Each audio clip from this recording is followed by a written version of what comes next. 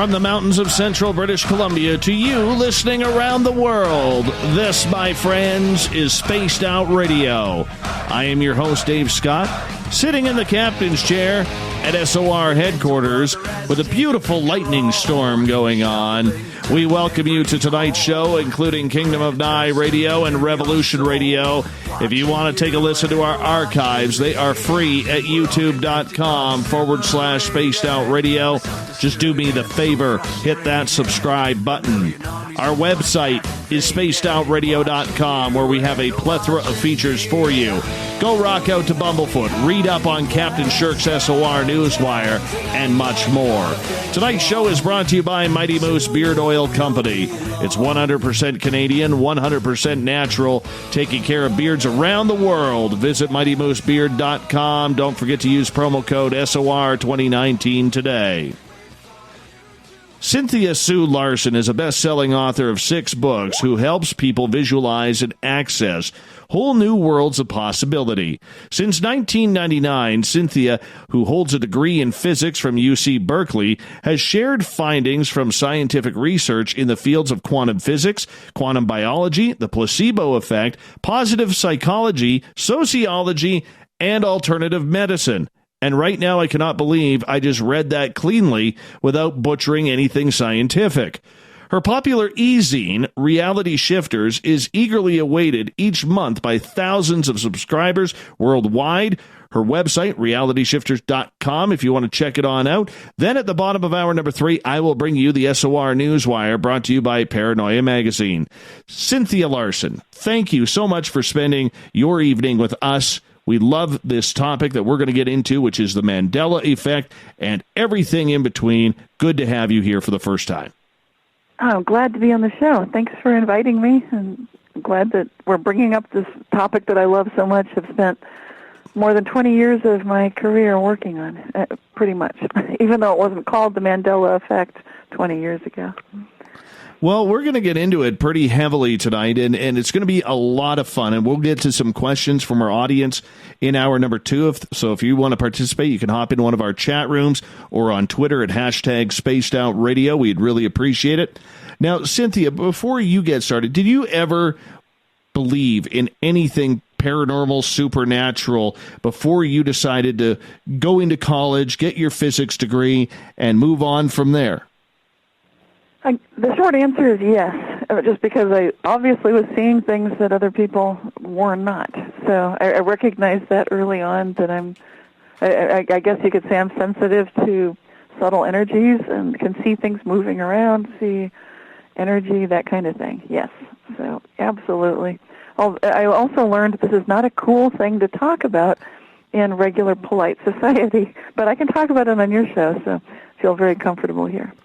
Well, that's good, because we do brand ourselves as being a bunch of weirdos around here, and we can appreciate and respect that. So we're glad you're one of us at least. But nonetheless, as you went through your education, did you have any paranormal experiences or UFO-type experiences that made you think that something was a little bit different? Yes, I did see UFOs on a number of occasions in the 1970s.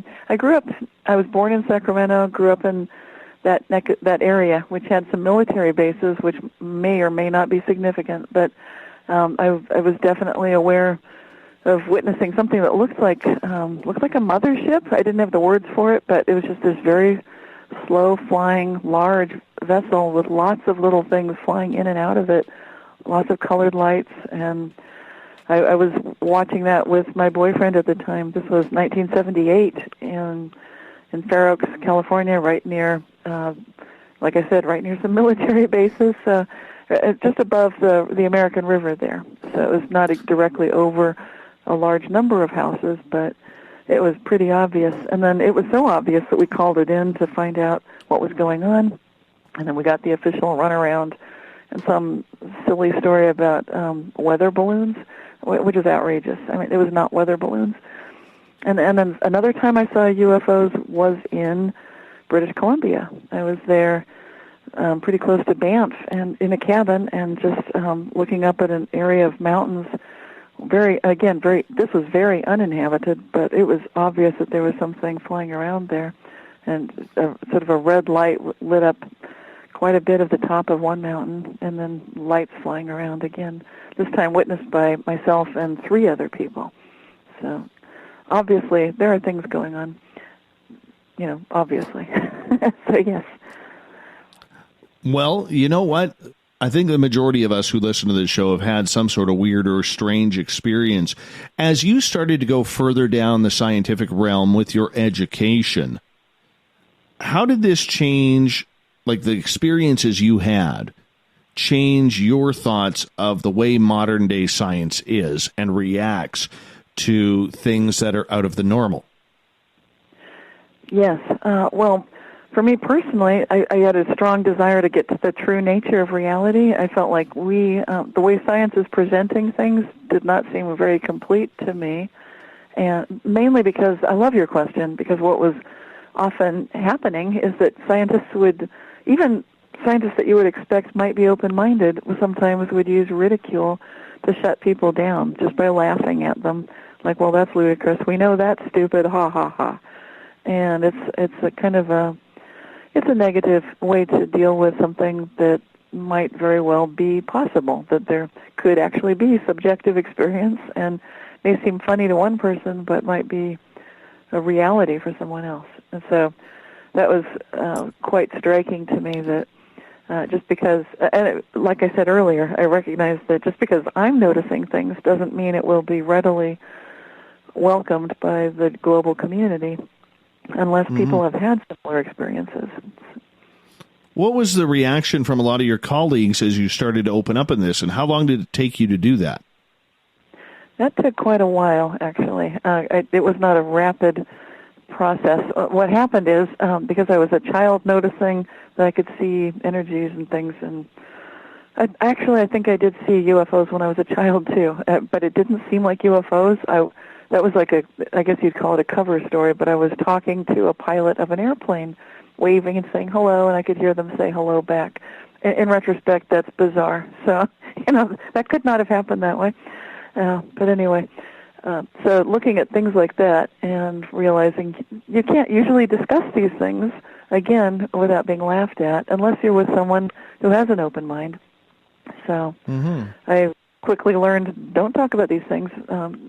But then what did happen to me is that I went through a Kundalini awakening, and things just they went over the top weird, to the point that there was no more denying that strange things were happening.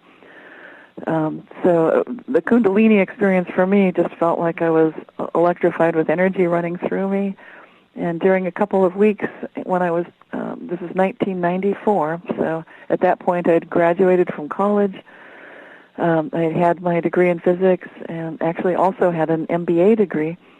I was taking some time off from work. I had a couple of young daughters, so I was mostly staying at home with them at the time.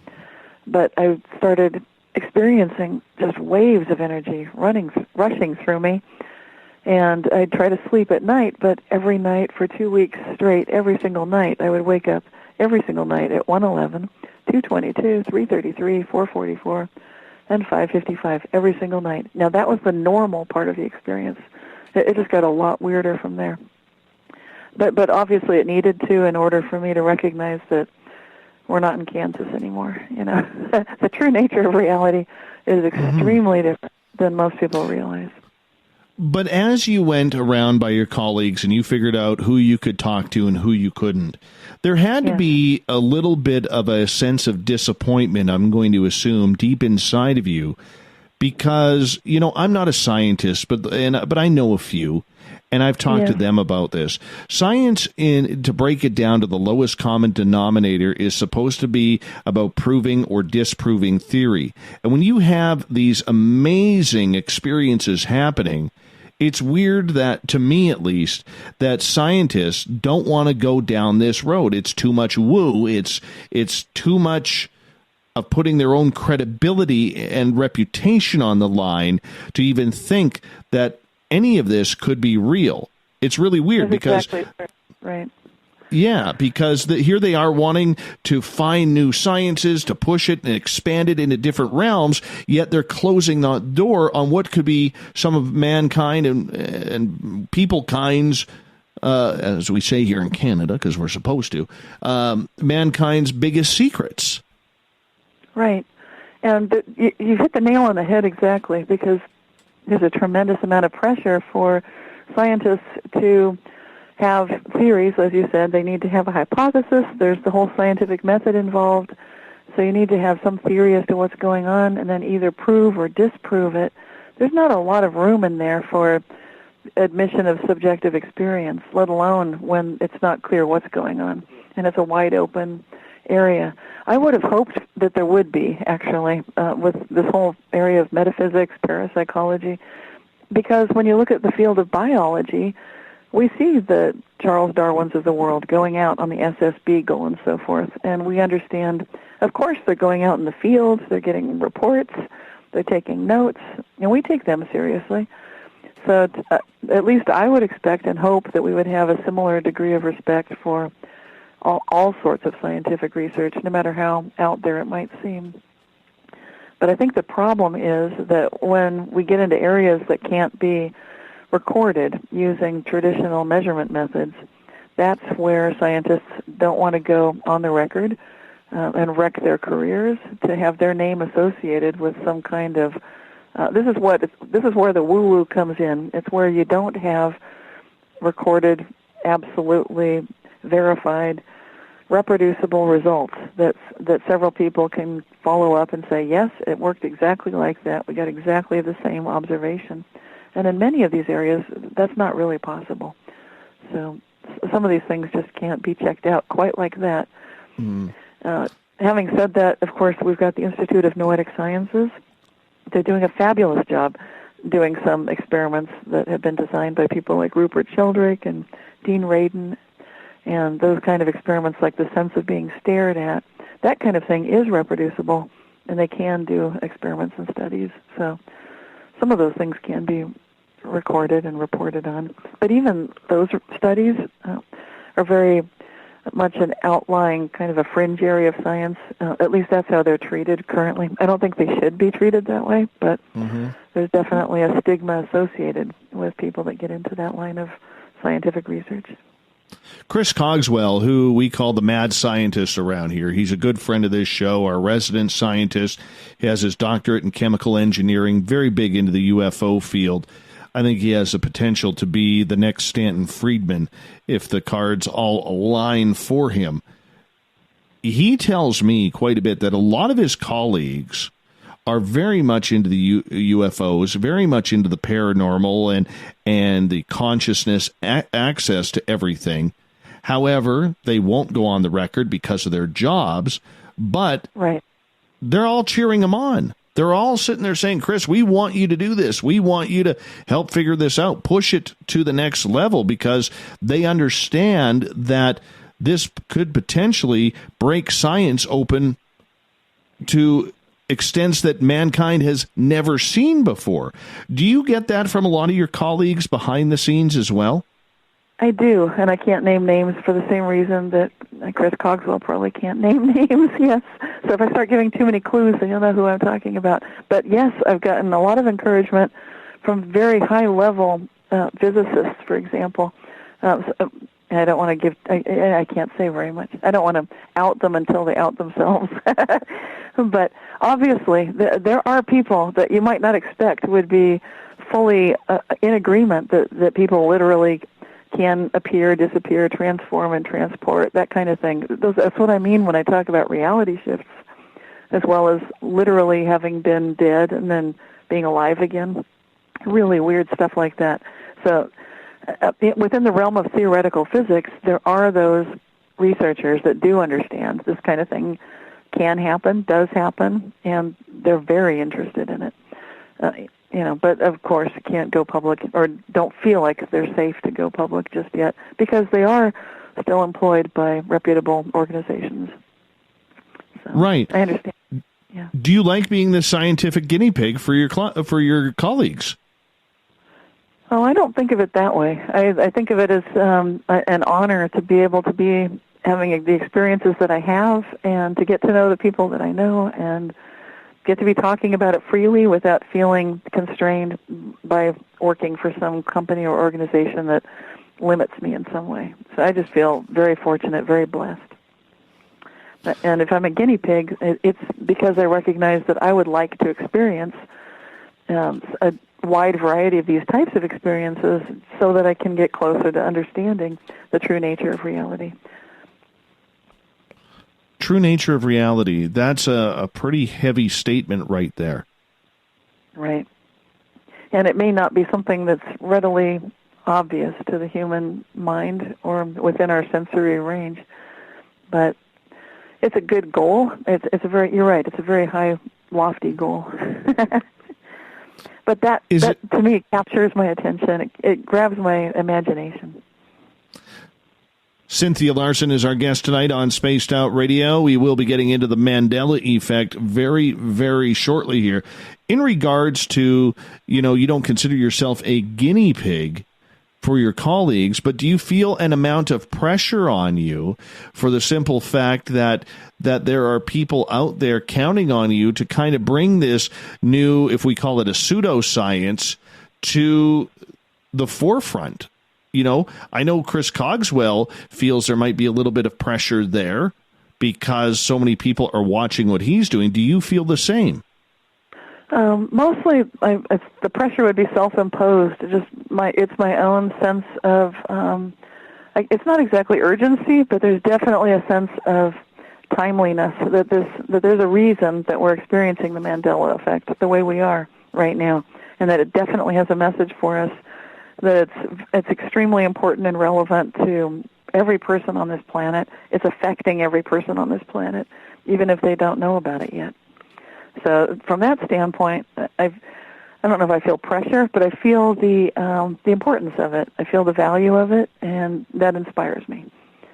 So it's not a negative pressure. It's more of an enthusiasm. It's like, yay, I get to do something relevant, and I like that. Well, when you say it enthuses you, what are you trying to solve here? What is your end game before you call it the day and retire? It's to be a guide as much as possible for human consciousness as we are tempted to fall into a trap of kind of falling into the machinery, a mechanized way of living, trusting too much of our technology, trusting our artificial intelligence, leaving things to go on autopilot, if you will. So I feel like this is a very pivotal moment in human evolution where we can choose to basically level up, if you want to use a game kind of a concept, and level up to the recognition that we are very different than we might think we are, and that there are some very clear properties that we can see evident within quantum physics right now, and that true nature of reality that are showing themselves to us in such a way that enables us to easily, gracefully, effortlessly make that transformational jump. We're going to get into the Mandela effect next half hour, but I kind of want to lead into it with this because you made a comment just a few minutes ago saying that it didn't always used to be called the Mandela effect when you started studying this. How long have you been studying this phenomena? Since the 1990s. And my website, I started the first website, I think 1998, but that was not really the realityshifters.com website that it is today. It was a previous version on the thirdage.com website where I was just kind of learning how to create a website to begin with and getting to meet people. I think a lot of people don't appreciate how much the Internet has changed just in the last 20 years. I mean, some people do, but back then there were no blogs. There definitely was no YouTube. There was no social media. And so just sending out a monthly newsletter like I was doing was a really big production. It was a very different time back then. But I have been publishing a monthly newsletter since October 1999, and even previous to that, there was a previous version of it. So it's been more than 20 years. What first caught your attention about maybe a skip in the timeline or something along those lines? Yes, the thing that it just riveted my attention so fully that I knew for sure this isn't me misremembering something. I'd seen so many little things, but I think one of the most jarring experiences was when I was with a couple of friends, and we were going to the Berkeley Marina, which is a place that we would always, once a month, go and have brunch there. We'd meet, and we'd walk along the waterfront, and part of our walk would take us right past a sculpture where there was this Asian archer up on a horse, and it was just a kind of a stylized sculpture. But this particular day, I had been noticing these reality shifts, that's what I was calling them, and I brought the subject up to my two friends, just a little bit cautiously, wondering if they would resonate with it at all. I realized they know me pretty well, so they know I'm not completely cracking up. At least I hope they would not think I was losing it. But as we were walking and talking, just at that very moment, I noticed that there was a huge sculpture that was right in the middle of the place that we would normally walk right through. It used to be an open plaza, and now there was a gigantic concrete sundial sculpture that must have been about 10 feet tall and 12 or 15 feet across, just huge. And it had a plaque that looked very weather-worn from the 1970s, saying that it was a gift from some city in Japan to the sister city here in Berkeley, California. And I asked my friends, have you ever seen this before? And they just looked dumbfounded. No. I said, you can't even see the usual sculpture that we're able to look at because this thing is in the way. And I said, this is what I'm talking about. So I was really grateful that I was sharing an experience with a reality shift at that time, because otherwise quite a few of these things just are like, they're along the lines of putting things into the laundry and you lose a sock in the dryer, or you set your keys down and you can't find them. They're trivial, in other words. At least and then if you forget something, you might think you've forgotten something if it looks like the spelling of something has changed, or if an actor is alive who you think used to be dead. And so right after that sundial sculpture incident, then I realized I need to pay really close attention to this and definitely start documenting these. And so that's when I started publishing that monthly newsletter in October 1999. That is very intriguing, and I cannot wait to get into some of these effects, because I think it goes more than just the simple that most people bring out. I think this topic goes a little bit deeper, like you said. Walking by the same place over and over again, and all of a sudden there's a sundial instead of a statue. That's just weird. That's very weird indeed. Cynthia, I'm going to get you to hold on here because we're going to go to break at the bottom of the hour. Cynthia Larson is our guest tonight on Spaced Out Radio. Her website, realityshifters.com. Check out her books, 6 bestsellers on there. You can get them on her website. More with the Mandela Effect and Cynthia Larson next on Spaced Out Radio.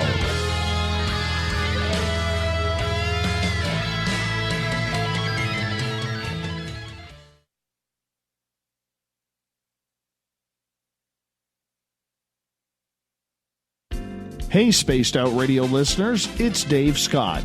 I want you to check out a great documentary I'm involved in called Beyond the Spectrum, Mosson's UFO Files.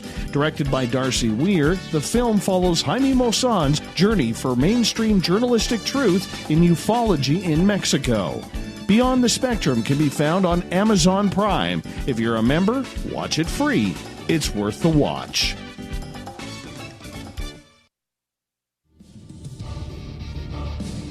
Come get spooked at the 4th Annual Forest Moon Paracon in Cedar-Woolley, Washington, Saturday, September 28th. UFOs, ghosts, aliens, Bigfoot. Speakers include Mike Morin and Jason Jordan, R. Keith Andrews, and Dave Scott from Spaced Out Radio, and so much more. There will be workshops and a VIP roundtable. Get early bird tickets now at fmparacon.com. Are you intrigued by Paranormal Talk Radio? You'll love the new Paranormal Radio app from TalkStream Live. You'll find a great selection of talk shows covering UFOs, ghosts, strange phenomena, and much more. Download the Paranormal Radio app now and start listening to the very best in paranormal talk entertainment, including the network you're listening to right now, the Paranormal Radio app, free in Google Play and the iOS App Store. Looking for the stories of the strange and weird that you will find hard to find anywhere else? Check out the SOR Newswire on our website. Our writers, led by Captain Shirk, are scouring the world for the oddest and most bizarre stories we can find. Everything from weird crime to suspenseful and paranormal. We're working hard for you to bring you the most intriguing news of your day. Check out the SOR Newswire at spacedoutradio.com today. A timepiece is a reflection of who you are, and what better way to show off the real you than with an Escape watch? Escape is a lifestyle brand accessorizing your days and nights. Choose to escape and create the life of discovery that you deserve. Dream, play, unite with your own personalized Escape watch. Head to escapewatches.com. There is no time like the present to enjoy your escape. Use promo code SMF2017 for your 20% discount today. Are you having encounters with the paranormal, supernatural, or ufological that you cannot explain? Look no further than the SOR Sightlines Report, brought to you by the Experiencers Support Association. This is Ryan Stacy, head of the Research Association, TESSA. Soon on the Spaced Out Radio website, you'll be able to file your reports and have them researched for you. We are independent and ready to help Spaced Out Radio listeners today. Heading to Vancouver and looking for a night on the town? The Moose Vancouver is the bar that never stops rocking until 2 a.m. every night. The Moose has great food with everything on the menu from $6.95 to $8.95. Fantastic, vibrant staff and rock and roll that will bring you back to when the music was real, the hair was long, and the guitars were rocking. Get your party on at the Moose Vancouver, the official party bar of Spaced Out Radio. Hello, this is your guitar man, Ron Bumblefoot Thal, and I have to tell you, I love the response I get for Little Brother is Watching from Spaced Out Radio fans. It's amazing how music can inspire and make people think deeper about what's going on in the supernatural world. You can head over to my website, bumblefoot.com, to check out my music, my guitar workshops, my touring, even check out some of the hot sauces that I'm working on. And make sure you keep on listening, because with Spaced Out Radio, you know Little Brother is watching. Every night on Spaced Out Radio, we have places for you to hang out. Hi, this is Carl. Join our SOR Space Travelers group on Facebook for live chat. On Twitter, using hashtag Spaced Out Radio, you can also join us in our Spreaker chat room. Check us out on Instagram at Dave Scott SOR. All of our archives are free on YouTube at Spaced Out Radio. By the way, I'll be watching you at your window until you do. Bye! From the heartlands of Canada to beards around the world, we know how to take care of you. Fill your follicles with the Mighty Moose Beard Oil. All our oils and balms are handmade and 100% natural ingredients because we care about your beard. And hey, use the promo code SOR2019 and get your Mighty Moose Beard Oil today. You can check us out on our website, mightymoosebeard.com.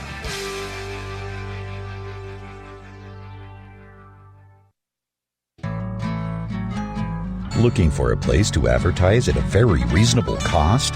Look no further than Spaced Out Radio. SpacedOutRadio.com has an advertising tab that you can click to check out our daily, weekly, and monthly packages to play on the radio, or our website including social media. From commercial spots to banners, we have it all. Check out our competitive pricing today. Coming soon to our website, spacedoutradio.com, is the SOR Space Travelers Club. For just $5 a month, you can get into a private area on our site where you can hang with other listeners in our chat room, post in our forum, and check out a bunch of exclusive content and store that won't be found anywhere else, including a nightly after-show party with Dave. It's going to be the best $5 a month you're going to spend.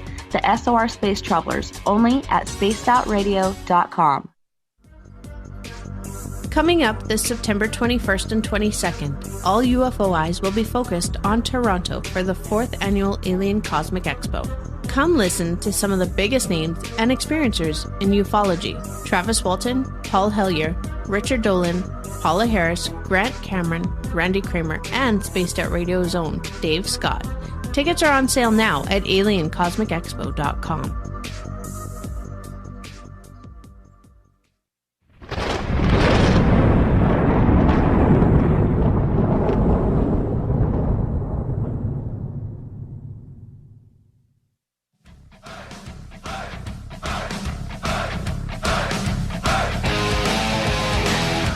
welcome back to the second half hour of Spaced Out Radio tonight.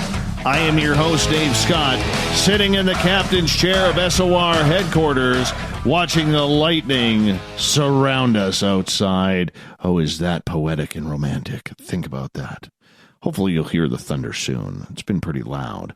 Hey, I want to remind all of you that if you've missed portions of this show or others, we got our archives for free at youtube.com/spaced out radio. Just do me the favor. That's all I ask. Hit that subscribe button. Our website is spacedoutradio.com, where we have a plethora of features for you, including rocking out to Bumblefoot and reading up on Captain Shirk's SOR Newswire, and much more coming soon. Tonight we are talking about the Mandela effect. Joining us is best-selling author Cynthia Larson. She has her degree in physics. We're going deep into this subject tonight. RealityShifters.com is her website. That's where you can find her books as well. I highly suggest you do. Cynthia, thank you so much for coming on the show tonight. Thank you, Dave. I'm so pleased to be here. This is a great we're chance pleased to have you. Yeah, thank you. Oh, no, not a problem. We'll give you a little clap, right? It's early. Hey. I'm in that mood. Cynthia, you mentioned right before we went to break that you've been studying this for the last 20 years, way before it ever became known as the Mandela effect. You are a true believer that something shifted. When did it shift, and why do you think? Well, that's a good question, and I guess the typical date that's given for the coining of the term Mandela effect was 2010. That happens to coincide with a time that I was also recognizing that an energetic shift was occurring. So it seems like it matches precisely just, when you can sort of sense subtle energies, and you can feel things are changing. Things definitely were changing in 2010. And I feel like I had something to do with that, being aware of these reality shifts early. I'm not the only one either. I want to make sure to mention and give credit to author P.M.H. Atwater, who wrote the book Future Memory. Yes. And she actually was the first one to really have that term, that phrase, reality shifts, in a chapter of her book, Future Memory. And she's using it exactly the way that we're talking about it now, for the same thing that's being described by the Mandela effect. But keep in mind, back in those early days, most of these observations of reality shifts would only be noticed by one or maybe a couple of people.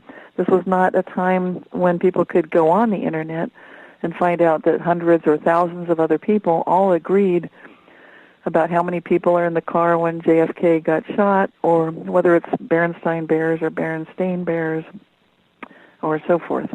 So there was no way that we could be possibly exchanging notes about these things, and so people would tend to assume that the rumors of my death have been greatly exaggerated. You'd hear things like that, but you wouldn't necessarily get that feeling that a whole bunch of people around the world also had the same impression that there had been an adjacent parallel reality, possibly. But going back to your question, I think things really are changing. It seems like there was a shift in 2010, perceptible to me. So it makes sense that that would be the time that there'd be a new wave of people becoming aware of the Mandela effect, calling it that. And, of course, the technology was there to support it through the social media websites like Reddit. There are a whole bunch of people going on YouTube. Many of them are what you might call conspiracy theorists.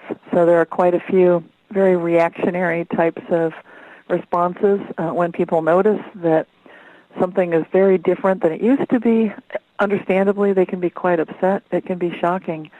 I sound so calm because now it's 20 years into this awareness for me. So it didn't just happen last week, and I'm not freaking out constantly.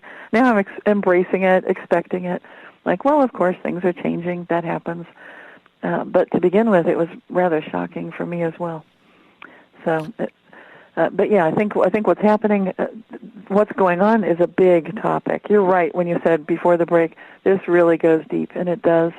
So I think that would be something to explore on its own, just like what this whole thing is about and where it's going. Do you think we skip timelines like many people do, maybe skip dimensions? Okay. Well, timelines is a conceptual way of being, kind of having a vision, if you will, of different reality paths. Very, very much like this idea of the many worlds interpretation of quantum physics. And if you've seen the movie What the Bleep Do We Know, or if you can just imagine that there might be many possible points every time you make a decision, that you could decide to stay inside, it's raining, I'm not going out tonight. Or you could decide, phooey, I've been stuck indoors all day, I'm going out, I'm going to go see a movie. And then another reality, you might decide, I'm going out, I'm going to go see my friend. So there are several different paths. And when all these reality paths split again and again and again, then you can quickly see there's like an infinity of these possible parallel realities. And so the timeline concept would involve, you can look at your hand, for example, and just let each of if you spread your fingers out, then you'll see you've got 5 different reality paths from one decision point. And so, obviously, you could bring a couple of them together again, so you have a chance to sort of jump from one to another, and then they could split apart again. But once you've made one choice, then usually you're committed to that, and you kind of go down that so-called timeline. So that is a very good way for humans to conceptualize that maybe they can, in the form of consciousness, make a jump from one reality to another, as long as it's pretty nearby. So it's not too big a jolt, and it's not too jarring. In other words, you're not suddenly going from being a 42-year-old male to a 16-year-old female. That would be too jarring. So far, I've never heard of anyone doing that. Usually what happens is you'll just notice one or two small things seem a little bit different. And that's totally, you can always handle that, even though a lot of people get quite upset. And sometimes things can change, like buildings change, everything can change. But it doesn't look so much usually like it's changing real time, although occasionally that might happen. But it's not usually too shocking. So, and then the dimensional thing, that's another conceptual construct. So for some people, it might be possible to recognize that, for example, if you look at a flat piece of paper and imagine that there could be a universe on that page. And in fact, there was a whole book called Flatland that was written like this. And so the residents of Flatland might consist of a little circle and a square and a little dot and a line. And everything has to be two-dimensional because there aren't 3 dimensions in Flatland. And then it gets interesting if you imagine that you can push like a pencil through Flatland, or something with an even stranger shape, like a pear. So the pear comes through and it starts off with a stem, and then it turns into a circle and a bigger circle and a little bit of an oval shape. And the residents of Flatland would think, what is this? It's an unidentified floating object. This is their UFO. And so that would be the dimensional construct. Do we move dimensionally? Yes, that's possible too. So those are a couple of ways that we can kind of wrap our minds around how are we moving through these different realities. And those give us kind of ways to think about it. Mm-hmm. A lot of people, when they use examples, it always starts off with something simple, like the Berenstain Bears, or Looney Tunes, or Luke, I Am Your Father, which never happened, or something along those lines. Are these just the tips of the iceberg of minor examples of what is truly going on with this effect? I believe, yes, that is true. And I'm not doing this to shock people because I'm actually an advocate for calm and just you can chill. This is all good. No need to panic here. But having said that, yes, this is an indication of something much bigger, which to me is good news. It means that, and I'll give you an example of that. But the example I've got in mind is one of the things that people are noticing is physiological changes with our bodies. And if you remember, I don't know if you remember the term kidney punch, but there used to be You know what that means. If someone's in a boxing match and they take a shot and one of the boxers hits the other one and takes a kidney punch, that could be potentially lethal. And I'll just let listeners think about where would that kidney punch land, and just think, where would those kidneys be? So everyone should have a picture of that now. And so where that used to be was down kind of, it's where you tend to put your hands when you're feeling tired, and you put your hands to support yourself, one hand on each side, sort of on your lower back. It's just a natural resting place. That's more or less where the kidneys were. That's no longer where they are at all, not even close. They've definitely migrated upwards into the relative safety of just being embraced and surrounded by the rib cage. That's on 8 million people on the planet Earth. So for people that haven't tracked all of this, it might not seem so strange, but that's rather remarkable. So this is what I mean by, yes, there are huge ramifications, and very positive ones are possible. So we don't need to get nervous and feel like they're doing this to us. I would say this would be overall a pretty good change. And to me, it gives the very clear indication that it's possible that many of the problems facing us on Earth might be resolved as instantly. So what it's showing is that there's for me, a very clear indication that we are not living in this 3D classical material realist concept of a world that we assume that we're living in. This is the one where one scientist would be laughing at another because their theory doesn't have all these measurable qualities to it. Like, ha ha ha, you're talking about Bigfoot, that can't exist. We haven't done studies with that or whatever. Because it doesn't fit their material realist world. But the reason that it doesn't fit is because if you remember when you did math problems with the universal set, and then it's like a Venn diagram. So the universal set is everything. And then within that universal set, there would be a circle intersecting with another circle. People tend to assume that classic physics is one circle, or actually what they tend to assume is that classical physics, with those things you can measure, originally they thought that was the universal set. And then quantum physics came along about 100 years ago and kind of blew the socks off that theory, that idea. Like, whoops, no, there are strange things happening here.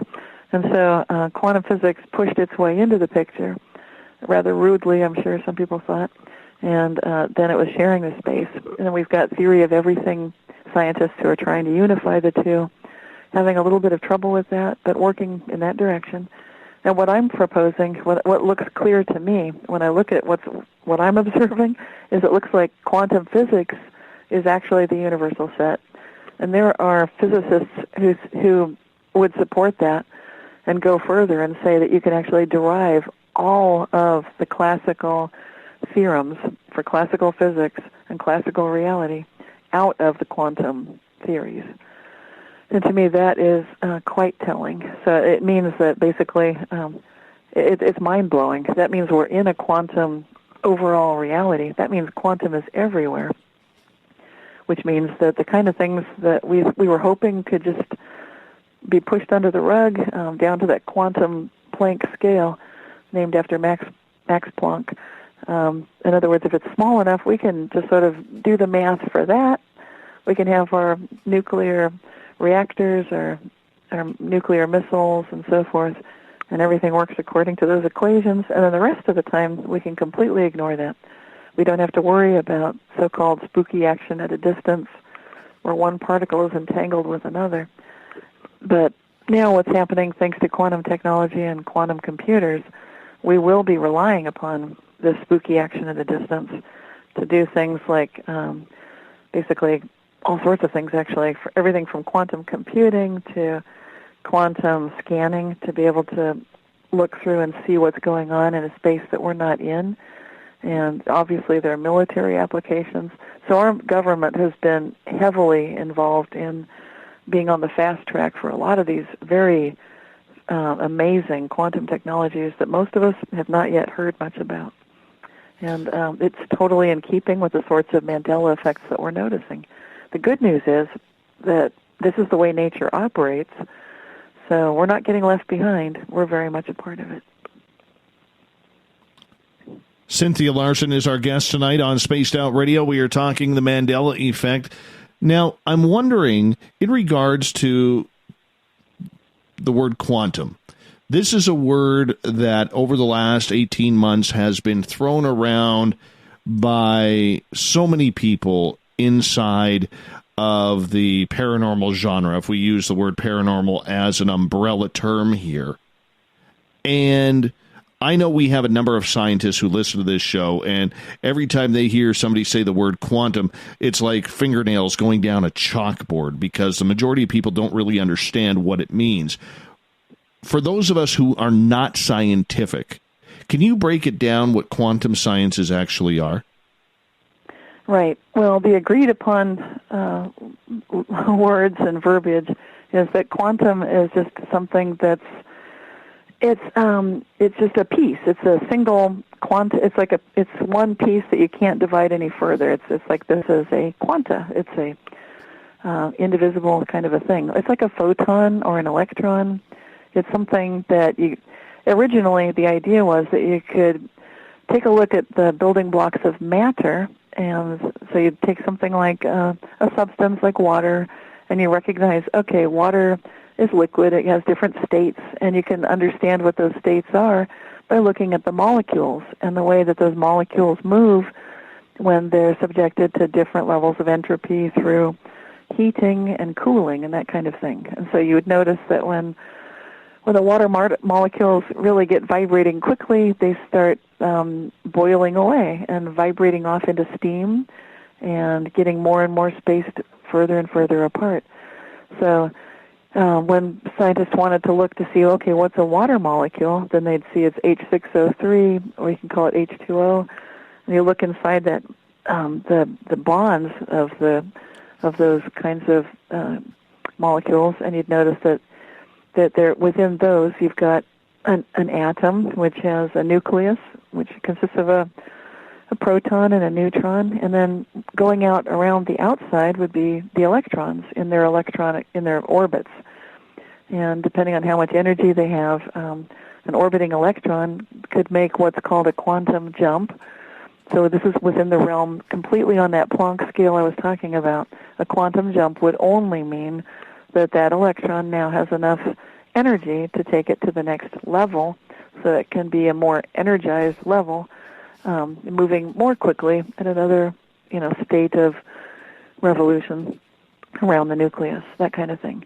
So this is what's all totally agreed upon. We start getting out there when I tell you that, and furthermore, quantum jumps definitely apply to everything, everyone, you, me, everything. But there are a growing number of scientists that would agree with me, and so that's the good news, that more and more scientists are, maybe privately currently, but I think eventually they'll come forward and start saying that you and I and everyone and everything also exist in a superposition of states, which is another quantum property, and it ties in with those timelines we were talking about earlier. Bless you. Yeah.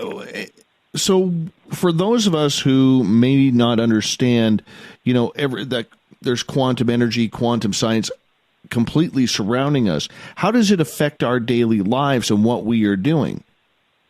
Right. And this comes in with, people may have heard of the observer effect, and observation is a fundamental aspect of quantum physics. There's no way to separate it out, and although a lot of people would wish that there was. So what this means is that you basically, this is where it gets into all these competing interpretations of quantum physics. In one interpretation, you can collapse the wave function by making an observation, and that means that if you're looking at that example of the Schrodinger's cat is put inside of a box with a vial of poison, which has a triggering mechanism hooked up to radioactive isotope of some sort, which is completely random in the way that it decays. So the observer who's outside of the box does not know whether the cat is alive or dead. And Erwin Schrödinger his whole point was, this is ludicrous. how can you say what you're basically saying if you don't know the state that a quantum particle is in? That's like saying you don't know whether the cat is alive or dead. And he said, this is outrageous. But that is exactly what quantum physics is saying. So until that moment of observation, the cat is considered to be in a superposition of states. It's not really alive, not really dead. It's kind of like you flipped a coin in the air and it just keeps spinning, which is the way these new quantum computers will be working. We've got about 2 minutes here before we have to go to break at the top of the hour. Cynthia Sue Larson is our guest tonight on the show. Taking the quantum physics side of everything, how do we then break down that there has been a shift or a change in timeline? Right. Well, most people, when they notice these Mandela effects, will go back to that because it's what people are noticing. It's usually a jarring moment when you do a double take at something and think, that looks funny. The spelling on this product is different. The logo is different. Or didn't that movie used to have different dialogue? Or there's a scene missing? Or my book is different? Or maybe a shirt is different. It could be anything at all. It's just that shocking moment where you just do a double take, like, what? And you feel like there's something going on here, and I don't know what it is. So it's that split second where you think, I think I remember something different here. And that would be that moment of recognition, like something has changed. And if you're lucky enough to be able to compare notes with people, and this is why it's so good that we've got the Internet, that we've got the Reddit communities, we've got Facebook and social media, so people can find other people who also can come forward and say, I remember that as different too. Whether it's, and this is why we hear so many examples of seemingly trivial examples having to do with the names of, like the Haas avocado. That's a recent one that people recognize. If you have avocados up in Canada, we pronounce it Haas, but now it's spelled Hass. So I don't know why anyone would call it a Haas avocado. That would be Haas, right? So something, I mean, things like that, when they change, then you know, like, I'm not just imagining this. This has totally changed. Unbelievable. Unbelievable. We're going to get into some more examples when we come back from the break, because I think there's a lot that really confuse people. I know there's ones that have confused me. I still don't understand a few of them. And we're going to check them out and get your opinion on all of these. Cynthia Sue Larson is our guest tonight on Spaced Out Radio. Her website, realityshifters.com. You can pick up one of her 6 best-selling books right on her website, so make sure you check them on out. Hour 2 of Spaced Out Radio coming up next.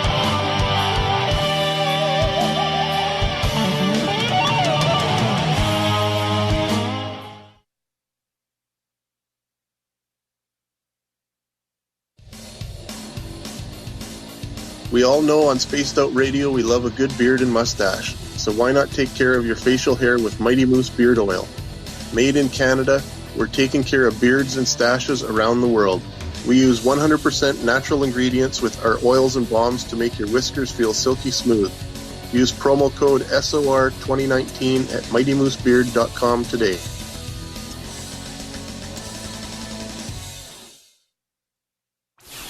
Hang out with Spaced Out Radio, where we own the night. This is Carl. You can follow Dave on Twitter at Spaced Out Radio, and during the show, use the hashtag Spaced Out Radio to chat with us live. On Instagram, at Dave Scott SOR. On Facebook, give our page a like, Spaced Out Radio Show. SOR archives are free on YouTube at Spaced Out Radio. Come join us, or I will come join you. See you at your window. Get your horns up with me on Spaced Out Radio. This is Ron Bumblefoot THAL. Come tune in to SOR, where you can hear me rock out with Little Brother Is Watching, the official theme song of Spaced Out Radio. And then come on over to bumblefoot.com, where you can find out about my tour schedule, my music, and everything else. Bumblefoot.com keeps you up to date on what I'm doing and the best way to stay in touch with my music and music camps. Sign up for my newsletter at bumblefoot.com, and remember, Little Brother Is Watching. Canada's largest UFO conference is ready to roll in Toronto this September 21st and 22nd at the Alien Cosmic Expo. This year is about the experience. Listen to the stories of Dave Scott, Travis Walton, Paula Harris, Grant Cameron, Ryan Stacey, Richard Dolan, Leslie Mitchell-Clark, and more. Get your tickets now at aliencosmicexpo.com.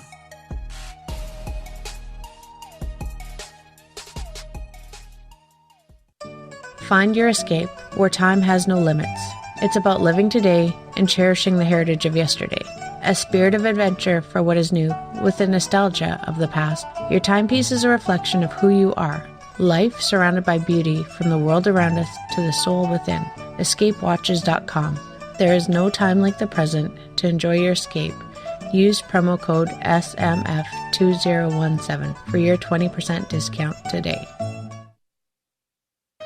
Hey fans, it's Dave Scott. Do I have something for you to check out? A great documentary about legendary Mexican investigative journalist Jaime Maussan and his search for the truth about UFOs. Beyond the Spectrum, Maussan's UFO files can be found on Amazon Prime. It's free to watch if you're a member. You might even hear me in it. So check out Beyond the Spectrum, only on Amazon Prime. The Call of the Wild is in Vancouver. The Moose Vancouver is one of the hottest bars and restaurants in the city. Open until 2 a.m. nightly, the Moose will rock you like a hurricane all night long. Great food with everything on the menu at $6.95 near the corner of Nelson and Granville. Get your horns up and come rock with us. The Moose Vancouver, the official rocking bar of Spaced Out Radio. Visit purpleplates.com today. For over 40 years, the Purple Energy Plates have been delivering amazing results for their many customers. Inspired by the great genius Nikola Tesla, the harmony, healing, and energetic effects of the plates have proven over and over to be beneficial and often miraculous to thousands of customers. Check their site for daily specials and choose from their many energy products. You won't be sorry. Visit them today at purpleplates.com. Are you having encounters with the paranormal, supernatural, or ufological that you cannot explain? Look no further than the SOR Sightlines Report, brought to you by the Experiencers Support Association. This is Ryan Stacey, head of the Research Association, TESA. Soon on the Spaced Out Radio website, you'll be able to file your reports and have them researched for you. We are independent and ready to help Spaced Out Radio listeners today.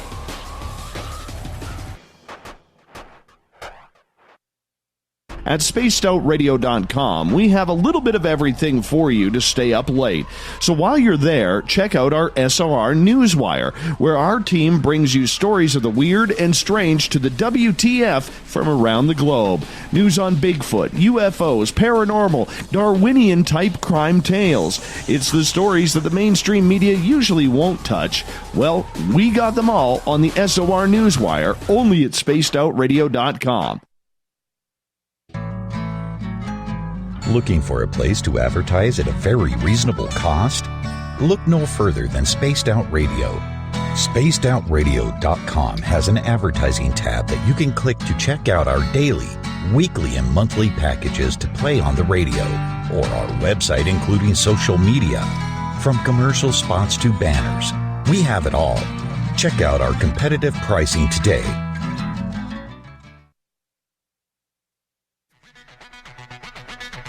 Come get spooked at the 4th Annual Forest Moon Paracon in Cedar-Woolley, Washington, Saturday, September 28th. UFOs, ghosts, aliens, Bigfoot. Speakers include Mike Morin and Jason Jordan, R. Keith Andrews, and Dave Scott from Spaced Out Radio, and so much more. There will be workshops and a VIP roundtable. Get early bird tickets now at fmparacon.com. We are getting ready to relaunch the SOR Space Travelers Club at spacedoutradio.com. For $5 a month, you can join us for a plethora of features found nowhere else. Hang out in a private chat room during the show and after party. You can check out some exclusive content and a store specifically for you, as well as a private listener forum where you can post your thoughts, stories, and pictures. The SOR Space Travelers Club, coming soon to spacedoutradio.com. So, you love talk radio? Then you'll love TalkStreamLive.com. TalkStream Live is always on, 24/7, with the best streaming talk shows. Find your favorite talkers and discover some new ones. It's free, readily available online or on mobile with any smartphone or tablet. Finding your favorite talk shows all in one place has gotten a whole lot easier. Just go to TalkStreamLive.com. Be sure to download the free apps from Google Play or the iTunes App Store. The freedom to post what you want, when you want. That's the social media freedom you need. Social Media Freedom is the free app in your app store. No need to worry about going to jail or being shadow banned any longer. It's the freedom to say what you feel. The freedom to know Big Brother isn't watching. It's the way social media is supposed to be. Social Media Freedom. It's time to set yourself free. Download from your app store today. You're listening to Spaced Out Radio with Dave Scott. Follow Dave on Twitter at Spaced Out Radio and on Facebook, Spaced Out Radio Show. Welcome back to hour number 2 of Spaced Out Radio tonight. I am your host, Dave Scott. Thank you so much for being with us. We welcome back everyone listening in on our terrestrial affiliates, KZFX 93.7 FM in Ridgecrest, California, WQEE 99.1 FM in Newnan, Georgia, UPRN 107.7 FM in New Orleans, KDNF AM 1560 in Dangerfield, Texas. We're also on Reedsport, Oregon's KDUN. AM 1030. On the digital side, hi to everyone listening in on Revolution Radio and Kingdom of Nye Radio. Good to have you with us. Don't forget, you can check out all of our archives for free at youtube.com/Spaced Out Radio. Just do me the favor, hit that subscribe button. The Desert Clam has set the password for tonight in the SOR Space Travelers Club. Xenodokium. Xenodokium is your password. Use it wisely, space travelers, as the Clam sets a password each and every night right here on Spaced Out Radio. Our website is spacedoutradio.com, where we have a plethora of features for you. Rock out to Bumblefoot, do a little reading on the SOR Newswire put together by Captain Shirk, and much more coming soon. We introduce Cynthia Sue Larson tonight on Spaced Out Radio. Her website, realityshifters.com, where we're taking a look at the Mandela effect tonight. Cynthia, welcome back. Thank you so much for joining us. Thank you, Dave. It's been so much fun. Having a great time. Me too. I want to start off with a question from Uncle Dale and his mustache. You never know who's asking the question. Dale is asking, or his mustache, we never know. He says the problem he has with the Mandela effect is how it only affects a subset of people. If there was an actual change in reality, would it not affect everyone? Okay, and that's an interesting question. We just brought up the example of the kidneys seeming to be in a completely different location than some of us remember. So I think that what's interesting here is for someone like myself, I would say the kidneys have moved upward. They used to be a little bit lower. If you'd had surgery, the doctor would access the kidney from the backside. Now they've moved up, and doctors apparently access kidneys through the front and under the ribs. That is different.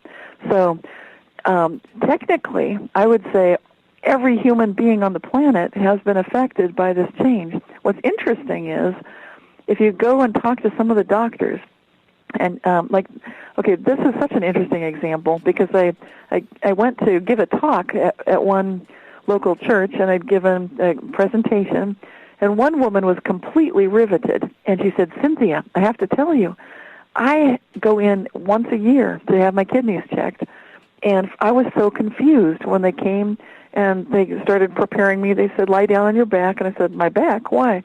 And they said, 'We're going to check your kidneys and do the tests.' And she just was so confused because they'd never done it that way before. They were accessing her kidney for the test just under her ribs through the front of her body. And she remembered that they had always in the past accessed her kidneys from her lower back. And this is when, for her, the Mandela effect became quite real because she remembered it had changed. She did ask her doctor, and this is what's so interesting. So she was asking her doctors at the time, wait a minute, what are you guys doing? You've never done it this way before, she tells them. And they look at her like, yes, we did. Because for them, and this gets to the core of the question that you just asked by Alan or his mustache, whether this is something that everybody is noticing. And it's fascinating because the doctors, the ones who are doing this operation, they told this woman, we've always only accessed your kidneys from the front, just going up under the rib cage like we're doing right now. That's the only way we've ever done this. They assured her of that. And I pointed out to her, well, I don't remember it that way. Plus, what's this phrase, kidney punch? Why do we remember that? Why do we remember, some of us remember, that if someone got kidney punched, the thing to be careful of is if they urinate and there's blood coming through the urine, then we know for sure they'd better see a doctor or they might die. Now, there's no more reference of any of that. But why would we have such a misconception? So going to this excellent question, okay, I just took a detour there, but I'm coming back. Thank you for your patience. Okay, so Alan's question really is fantastic because what we're noticing, we're observing something here, that the people like the doctors who are so closely involved, you would think that some of them might notice a change, and maybe some of them do. But if they are a kidney specialist, it's quite likely that they didn't. And so in that case, there's something called the quantum xeno effect. And for lay people, it operates. It's a very real quantum thing. It's unrefutable. Everybody will admit, yes, that exists. And then, of course, the way that I'm about to apply it, there may be some controversy. But what's happening is when you watch the quantum pot, then you can keep that quantum pot from ever boiling. In other words, you can lock a quantum system into a particular state by observing it so rapidly. Observe, kind of like you're going OCD on it, like obsessive-compulsive disorder, and you're constantly checking something, check, like the Rain Man or something. And if you're doing that, then you can lock that system in. Basically, this is the theory that I'm proposing tonight. If we're living in a quantum universe, then those of us who are locking a certain part of our overall quantum system into a certain state, that's all we're going to be observing. So if you're a kidney doctor, of course you're not going to notice any change. If you live in South America, then there may be no such thing as the Mandela effect because you live in South Africa, Nelson Mandela, he only died once because you're right there. You're watching him the whole time. There's no way he died twice. You're right there. And so that means the closer you are to something, the less likely it is that you're going to notice such a radical shift. Let's get to Joey's question. He is asking, it sounds like you are using the quantum observer effect to intentionally visualize a desired reality. This sounds similar to morphic resonance. Is he correct? Yes, that's a good observation. And I'd say that's very, very astute. So morphic resonance is a term that Rupert Sheldrake has popularized and done a really good job of getting it out there so that the idea with morphic resonance, for people that haven't heard of it, it means that there's some property by which living organisms seem to know how to grow correctly, that there's almost a wisdom or an awareness within a living plant. Rupert Sheldrake started off studying botany and plants, and he would notice that these plants tend to know what they're doing. They grow. They don't make mistakes. They grow the way that you would expect them to grow for whatever species they are. And similarly, exactly so. If you have an expectation and you're looking for a certain kind of observation, that's a really great observation that is very similar to that morphic resonance, that there could be some kind of an expectation, either through collective consciousness or perhaps maybe an individual consciousness, that you'll have a certain kind of a result. You have good listeners there. I like your crowd. It's a first-rate question so far, Dave. I have to ask, in regards to some of the examples that people are giving, and I mentioned a couple of them earlier, the Berenstain Bears or Luke, I Am Your Father. I believe it was Sally Field saying, you really, really like me at the Oscars or something along those lines. I'm not a big Oscars guy, so please forgive me or that. Or Forrest Gump's Life is Like a Box of Chocolates. There are so many of these small examples of what has changed for a lot of people. I have a piece of Mandela effect right in my studio here. It's an old Ford key, and the Ford logo has a little curlicue on the F. Yes. And this key does not have it. And, whoa. and one of my listeners, Oscar, sent that to me, and it's a little bit trippy because Ford has always said that little curlicue has been on the F since the design of the logo. However, there are many people out there who, going back 40, 50 years, don't ever remember it being there. So when we look at these, whether it's logos, whether it's cartoons, whether it's books, music, movies, are we only looking at the superficial side of what the Mandela effect would be? Because it's these examples that seem to be really affecting the people who are looking into this. Right. Well, what I've noticed about these reality shifts is they absolutely affect absolutely everything. You could walk out of the room. In fact, one person walked out of the room wearing one kind of shirt, and she didn't change her clothing, yet when she re-entered the room, she was wearing a different shirt. And I had been giving a Skype class on reality shifting at the time. This was somewhere in the Pacific Ocean, on an island somewhere. They're doing this little workshop, and it was Phuket. Yeah, it's called Phuket Cleanse. I hope that's a little place you can go for a vacation in Thailand. So we were doing a workshop there on the Skype, and it was an employee. She just walked out of the room wearing one shirt, came back in with another. So literally, it could be anything. But I think there's a reason that people tend to walk in and pay attention to these logos and things that we can all look at. It's because these are things of shared kind of universal awareness. They may be trivial, but it's the same reason that we play trivia games, because people do pay attention to those little things, and it's something that everybody has some access to. Whereas each of us might have our individual lives or individual experiences, but you can notice these kinds of personal Mandela effects and reality shifts in your families. You'll notice that if you talk about things that happened 20, 30 years ago, you might notice huge discrepancies between the way different people in your family or different people that knew you that many years ago would remember those events, almost as if they were witnessing something completely different than what you remember to be absolutely true.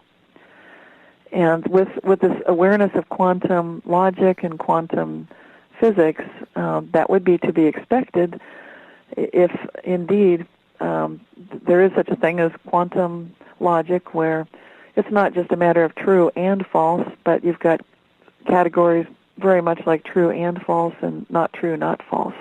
So it's much more like Eastern logic when you get into quantum logic, and those tend to be the biggest logical areas. In other words, a lot of uncertainty.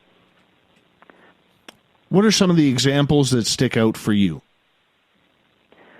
For me personally, I notice things, the weirdest ones for me are things where I've got motor memory and then suddenly something doesn't work the same way.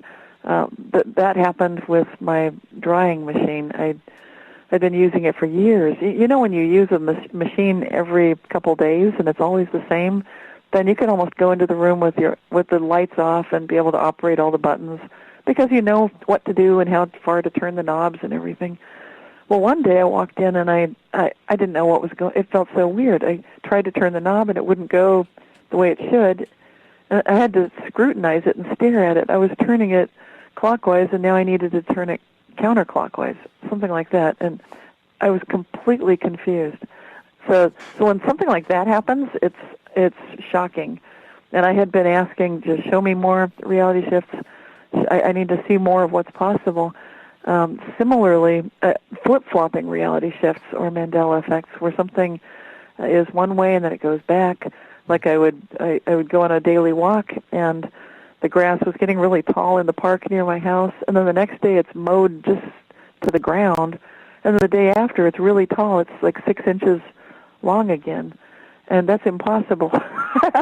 Things like that, when you see, like, there's no way it could have been mowed to the ground and then be 6 inches long again in one day.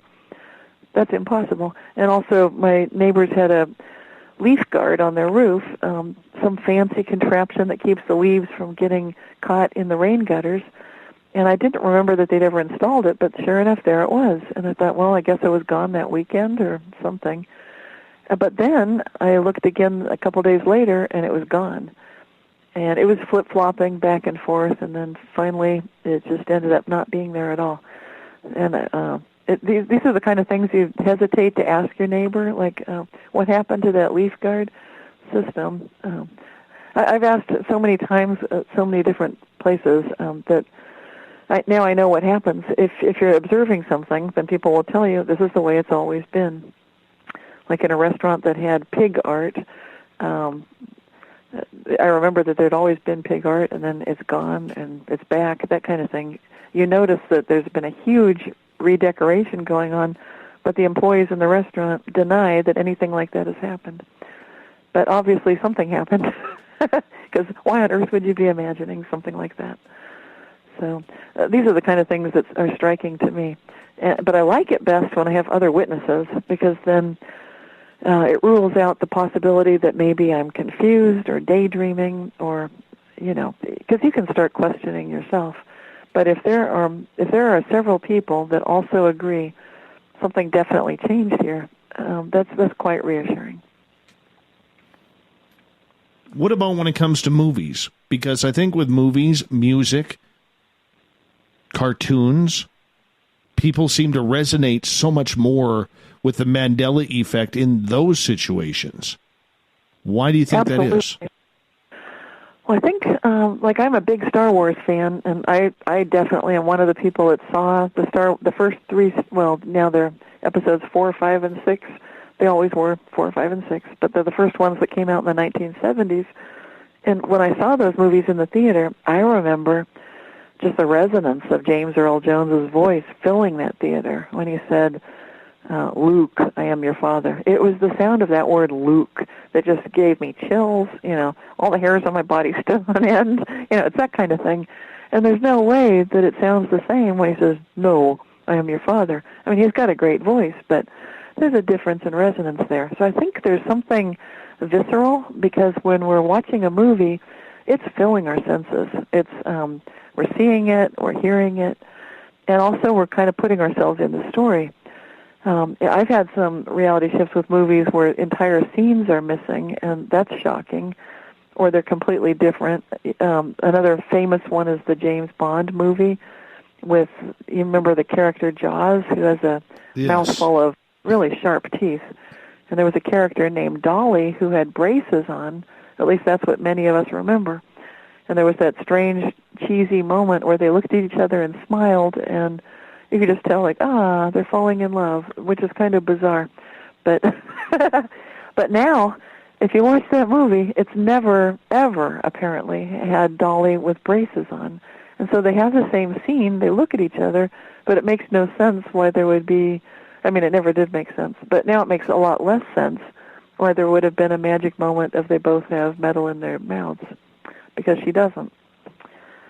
So I think things like that are remarkable, and people remember those things because the movies, they're just such a real, vivid experience. It's kind of like a shared memory that we can have collectively with each other. Right. And it's a good hot-button topic to try and figure out what else is out there. But, when I look at things, I look at it this way, too. It's that old adage of telling, when the teacher used to line up the kids in school class, tell a secret to the first student. By the time it hit the 20th student, the story was completely different, but everyone was believing that was the truth. Could that not be the case of what we're seeing with people today and the Mandela effect? Well, that's an interesting question. I think it's possible that we can shift reality just by changing what we are believing. I think that is possible. So I would actually believe that based on what we're expecting to see, in other words, back to that morphic resonance concept, that whatever we're expecting, we can probably get. And then as far as does it change each time it's told, that's quite possible. But I think sometimes these theories are brought up mostly by cynics or skeptics who are trying to dismiss the whole thing and say that it's some kind of a confabulation, or kind of mass hysteria or total false memory syndrome. I'm not a believer in those things. I know it's possible that we can. I know that our minds can work in such a way that our subconscious mind is always running, and it's picking up clues that we're not consciously aware of. That's true. And I know we can be fooled. We can believe that a word was spoken because associated words were spoken that might remind us of that word. And so that's all true. But in the case of these kinds of examples that we're seeing, it doesn't really fit, especially for things like motor memory when a knob turns differently. And other people have told me that hot and cold faucets have turned differently for them. Usually it's children that notice these things, or else people who are really open to bizarre experiences. But otherwise, that doesn't tend to happen to a lot of people. Yeah, it's just very, very strange with it, because I know for me, I look at things like I look at the key on my desk, and I think, there has to be something to this. There has to be something that shifted to cause all of this. Looney Tunes. I always remember Looney or the tunes in Looney Tunes being TOONS, and it's not. It's like musical tunes. Right. But I remember it the other way. Right. And so I guess I don't know how you feel about it, but when you notice these things, to me, just being able to talk about it openly on the show and hearing from other people who also say that, it's very reassuring to me as a social animal, a human being in society, to just be relieved to hear, like, okay, good, it's not just me. And that was why I originally started that Reality Shifters website back in the 1990s. And I got a lot of people telling me back then, thank you for doing this. And I think that there's collectively, and for your show, the fact that you're doing programs about this, thank goodness. I know what a huge service you're doing for people, because that many people are not losing their minds. And we're not all becoming forgetful at the same time in exactly the same ways. Like, why would we all have that clear of picture about Looney Tunes, for example? That it doesn't make any sense that we would be so convinced it was TOONS. And, why would we be, why not something else? It's very specific things. Right. Absolutely.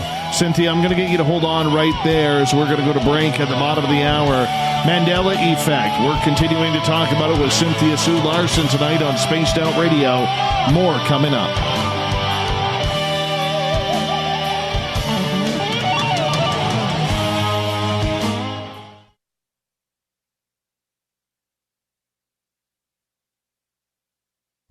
Hey, Spaced Out Radio listeners, it's Dave Scott.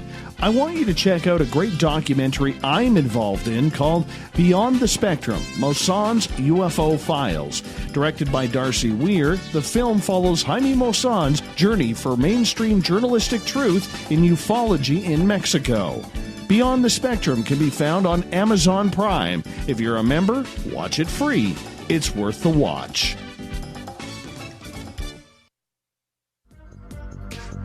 Coming up this September 21st and 22nd, all UFO eyes will be focused on Toronto for the 4th Annual Alien Cosmic Expo. Come listen to some of the biggest names and experiencers in ufology. Travis Walton, Paul Hellyer, Richard Dolan, Paula Harris, Grant Cameron, Randy Kramer, and Spaced Out Radio's own Dave Scott. Tickets are on sale now at aliencosmicexpo.com. A timepiece is a reflection of who you are, and what better way to show off the real you than with an Escape watch. Escape is a lifestyle brand accessorizing your days and nights. Choose to escape and create the life of discovery that you deserve. Dream, play, unite with your own personalized Escape watch. Head to escapewatches.com. There is no time like the present to enjoy your escape. Use promo code SMF2017 for your 20% discount today. From the heartlands of Canada to beards around the world, we know how to take care of you. Fill your follicles with the Mighty Moose Beard Oil. All our oils and balms are handmade and 100% natural ingredients because we care about your beard. And hey, use the promo code SOR2019 and get your Mighty Moose Beard Oil today. You can check us out on our website, mightymoosebeard.com.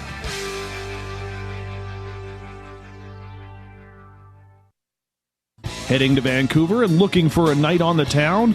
The Moose Vancouver is the bar that never stops rocking until 2 a.m. every night. The Moose has great food with everything on the menu from $6.95 to $8.95. Fantastic, vibrant staff and rock and roll that will bring you back to when the music was real, the hair was long, and the guitars were rockin'. Get your party on at the Moose Vancouver, the official party bar of Spaced Out Radio. Are you intrigued by Paranormal Talk Radio? You'll love the new Paranormal Radio app from TalkStream Live. You'll find a great selection of talk shows covering UFOs, ghosts, strange phenomena, and much more. Download the Paranormal Radio app now and start listening to the very best in paranormal talk entertainment, including the network you're listening to right now, the Paranormal Radio app, free in Google Play and the iOS App Store. Every night on Spaced Out Radio, we have places for you to hang out. Hi, this is Carl. Join our SOR Space Travelers group on Facebook for live chat. On Twitter, using hashtag Spaced Out Radio. You can also join us in our Spreaker chat room. Check us out on Instagram at Dave Scott SOR. All of our archives are free on YouTube at Spaced Out Radio. By the way, I'll be watching you at your window until you do. Bye! Hello, this is your guitar man, Ron Bumblefoot THAL, and I have to tell you, I love the response I get for Little Brother is Watching from Spaced Out Radio fans. It's amazing how music can inspire and make people think deeper about what's going on in the supernatural world. You can head over to my website, bumblefoot.com, to check out my music, my guitar workshops, my touring, even check out some of the hot sauces that I'm working on. And make sure you keep on listening, because with Spaced Out Radio, you know Little Brother is watching. Looking for the stories of the strange and weird that you will find hard to find anywhere else? Check out the SOR Newswire on our website. Our writers, led by Captain Shirk, are scouring the world for the oddest and most bizarre stories we can find. Everything from weird crime to suspenseful and paranormal. We're working hard for you to bring you the most intriguing news of your day. Check out the SOR Newswire at spacedoutradio.com today. Are you having encounters with the paranormal, supernatural, or ufological that you cannot explain? Look no further than the SOR Sightlines Report, brought to you by the Experiencers Support Association. This is Ryan Stacy, head of the Research Association, TESA. Soon on the Spaced Out Radio website, you'll be able to file your reports and have them researched for you. We are independent and ready to help Spaced Out Radio listeners today.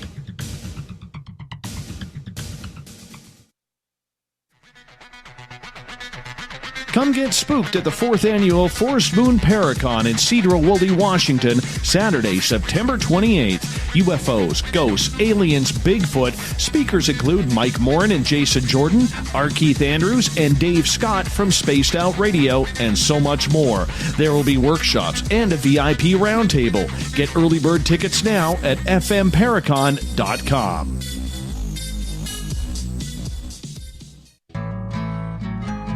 Looking for a place to advertise at a very reasonable cost? Look no further than Spaced Out Radio. SpacedOutRadio.com has an advertising tab that you can click to check out our daily, weekly, and monthly packages to play on the radio, or our website including social media. From commercial spots to banners, we have it all. Check out our competitive pricing today. Coming soon to our website, spacedoutradio.com, is the SOR Space Travelers Club. For just $5 a month, you can get into a private area on our site where you can hang with other listeners in our chat room, post in our forum, and check out a bunch of exclusive content and store that won't be found anywhere else, including a nightly after-show party with Dave. It's going to be the best $5 a month you're going to spend. The SOR Space Travelers, only at spacedoutradio.com.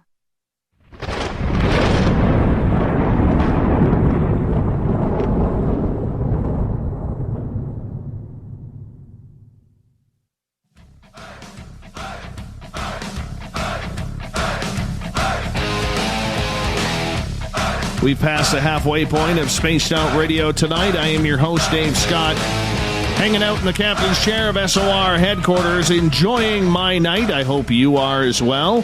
Reminder to all of you that if you've missed portions of this show or others, you can always go to our YouTube channel, youtube.com/Spaced Out Radio. Just do me the favor, hit that subscribe button. Our website is spacedoutradio.com, where you can read up on Captain Shirk's SOR Newswire, rock out to Bumblefoot, and soon more features to be added. Cynthia Sue Larson is our guest tonight on Spaced Out Radio. We are talking the Mandela effect, and we're going to continue along that road. She has 6 books out. They're all bestsellers. They can be found at realityshifters.com. Cynthia, thank you so much for joining us. Oh, thank you. Such a pleasure to be on the show, Dave. Really appreciate it. Well, I'm having a lot of fun, too, and I know our audience is as well. So thank you so much for being able to join us tonight. Continuing along the lines of examples that you were giving right before the break in regards to the Mandela effect, are we looking at this just in too much of a popular way? Are there darker sides to the Mandela effect that we haven't even come across yet? Well, anytime you involve people, there are going to be shadow elements in the sense of whatever we're afraid of could actually be manifest, if that's what you mean by shadow, by darker side. I'm personally not a conspiracy theorist that is believing that there are people that have it in for us or that are out to get us, although obviously there are dangers in the universe and things that we should be aware of. But I think that's where you're going with that, unless there was something else you wanted to get into. You mentioned something on the break, so we could go there if you'd like.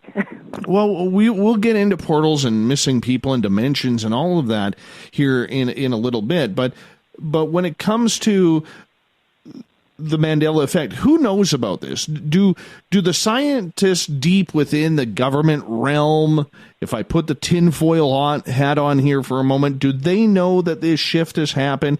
Do they know there has been this giant shift that they've just hushed up from everybody on the planet, hoping they don't notice? Collectively, I'd say it's not out there, and I know that for sure because I've been collecting firsthand reports of these reality shifts for more than 20 years, and some of them have come from the House of Representatives in, the people that wear wigs and all that good stuff in London. I've heard from them. I've gotten a report of an epic reality shift that happened at the Pentagon by a very high-ranking individual there. And so I maintain anonymity for obvious reasons because these are important people, but I think when these things happen, it shows me that that it's not, at least within certain, you know how government can be. Some groups, one hand doesn't know what the other hand is doing, and I'm aware of that. So just because someone works in the Pentagon and they've suddenly teleported from one floor of the building to another entire section, and not only, and that building is huge. I've never been there, but apparently it's just gigantic.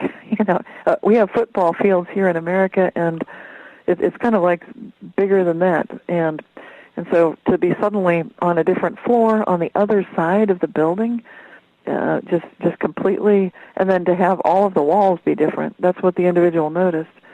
That's shocking. And so I don't think they were doing experiments there because all he was doing was ducking into a hallway, a stairwell, to avoid having to talk to someone he didn't want to deal with. And the next thing he knows, he's basically walked out on a different floor entirely. and it's like the walls are different. It's the same building, but completely different. He was so freaked out, he just turned right around and went back and wanted to get back to normalcy, even dealing with that person again. But they weren't doing any experiments that I know of in the Pentagon. So, okay, to get back to your question, who knows?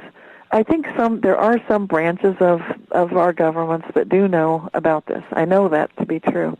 But I don't think they're widely disseminating the information, even amongst other branches of the government and the military even. So it's not really, the information's not getting widely spread, except by radio shows like what you're doing, books like what I'm writing, conversations like we're having. Aside from that, it's really not getting disseminated very well. I have a couple questions on Twitter from Greco. Excuse me.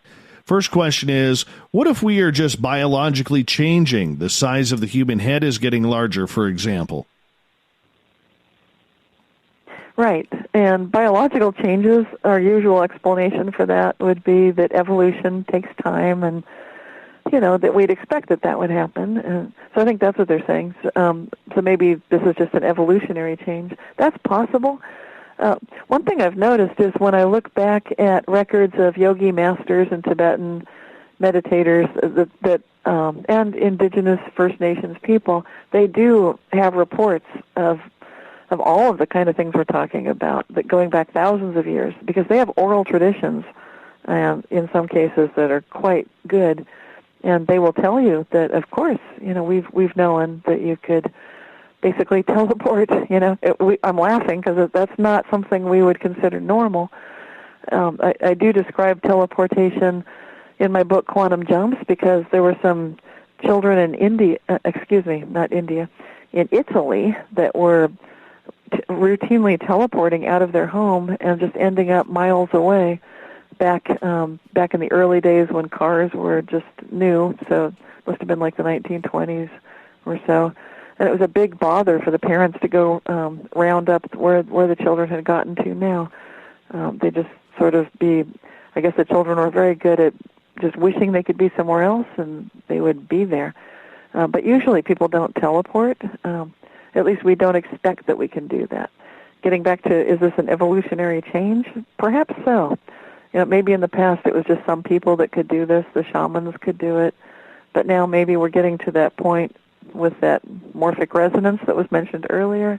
And as we notice the Mandela effect and start thinking like maybe we can have these kind of what used to be superpowers, maybe this is what we're able to grow into. Yes, that's quite possible. Mm-hmm. Let's get to Creco's second question here. How do we not know that this is not an example of collective false memory? Oh, we can't prove. You can't. This is the whole problem here is most of these things are not repeatable, so there's no way to prove or disprove. We're outside of typical everyday science with the hypotheses and the theories, so we're not in that. We're not trapped in that material realist paradigm right now. We're outside of it. We're in that kind of gray zone. So there's no way to prove or disprove this. Having said that, I think the best thing is just one's own experience. You can take a look at it for yourself. Notice, are you observing changes in reality? Do you notice anything at all where there's been some sort of difference between what you know to be historically true and what the so-called facts have always been? So if you're not noticing those kind of things, then I would say it's pretty darn difficult. I would even have a hard time agreeing that this was going on if I was not able to observe it myself. So I think without that kind of direct observation, it's just really hard to take this for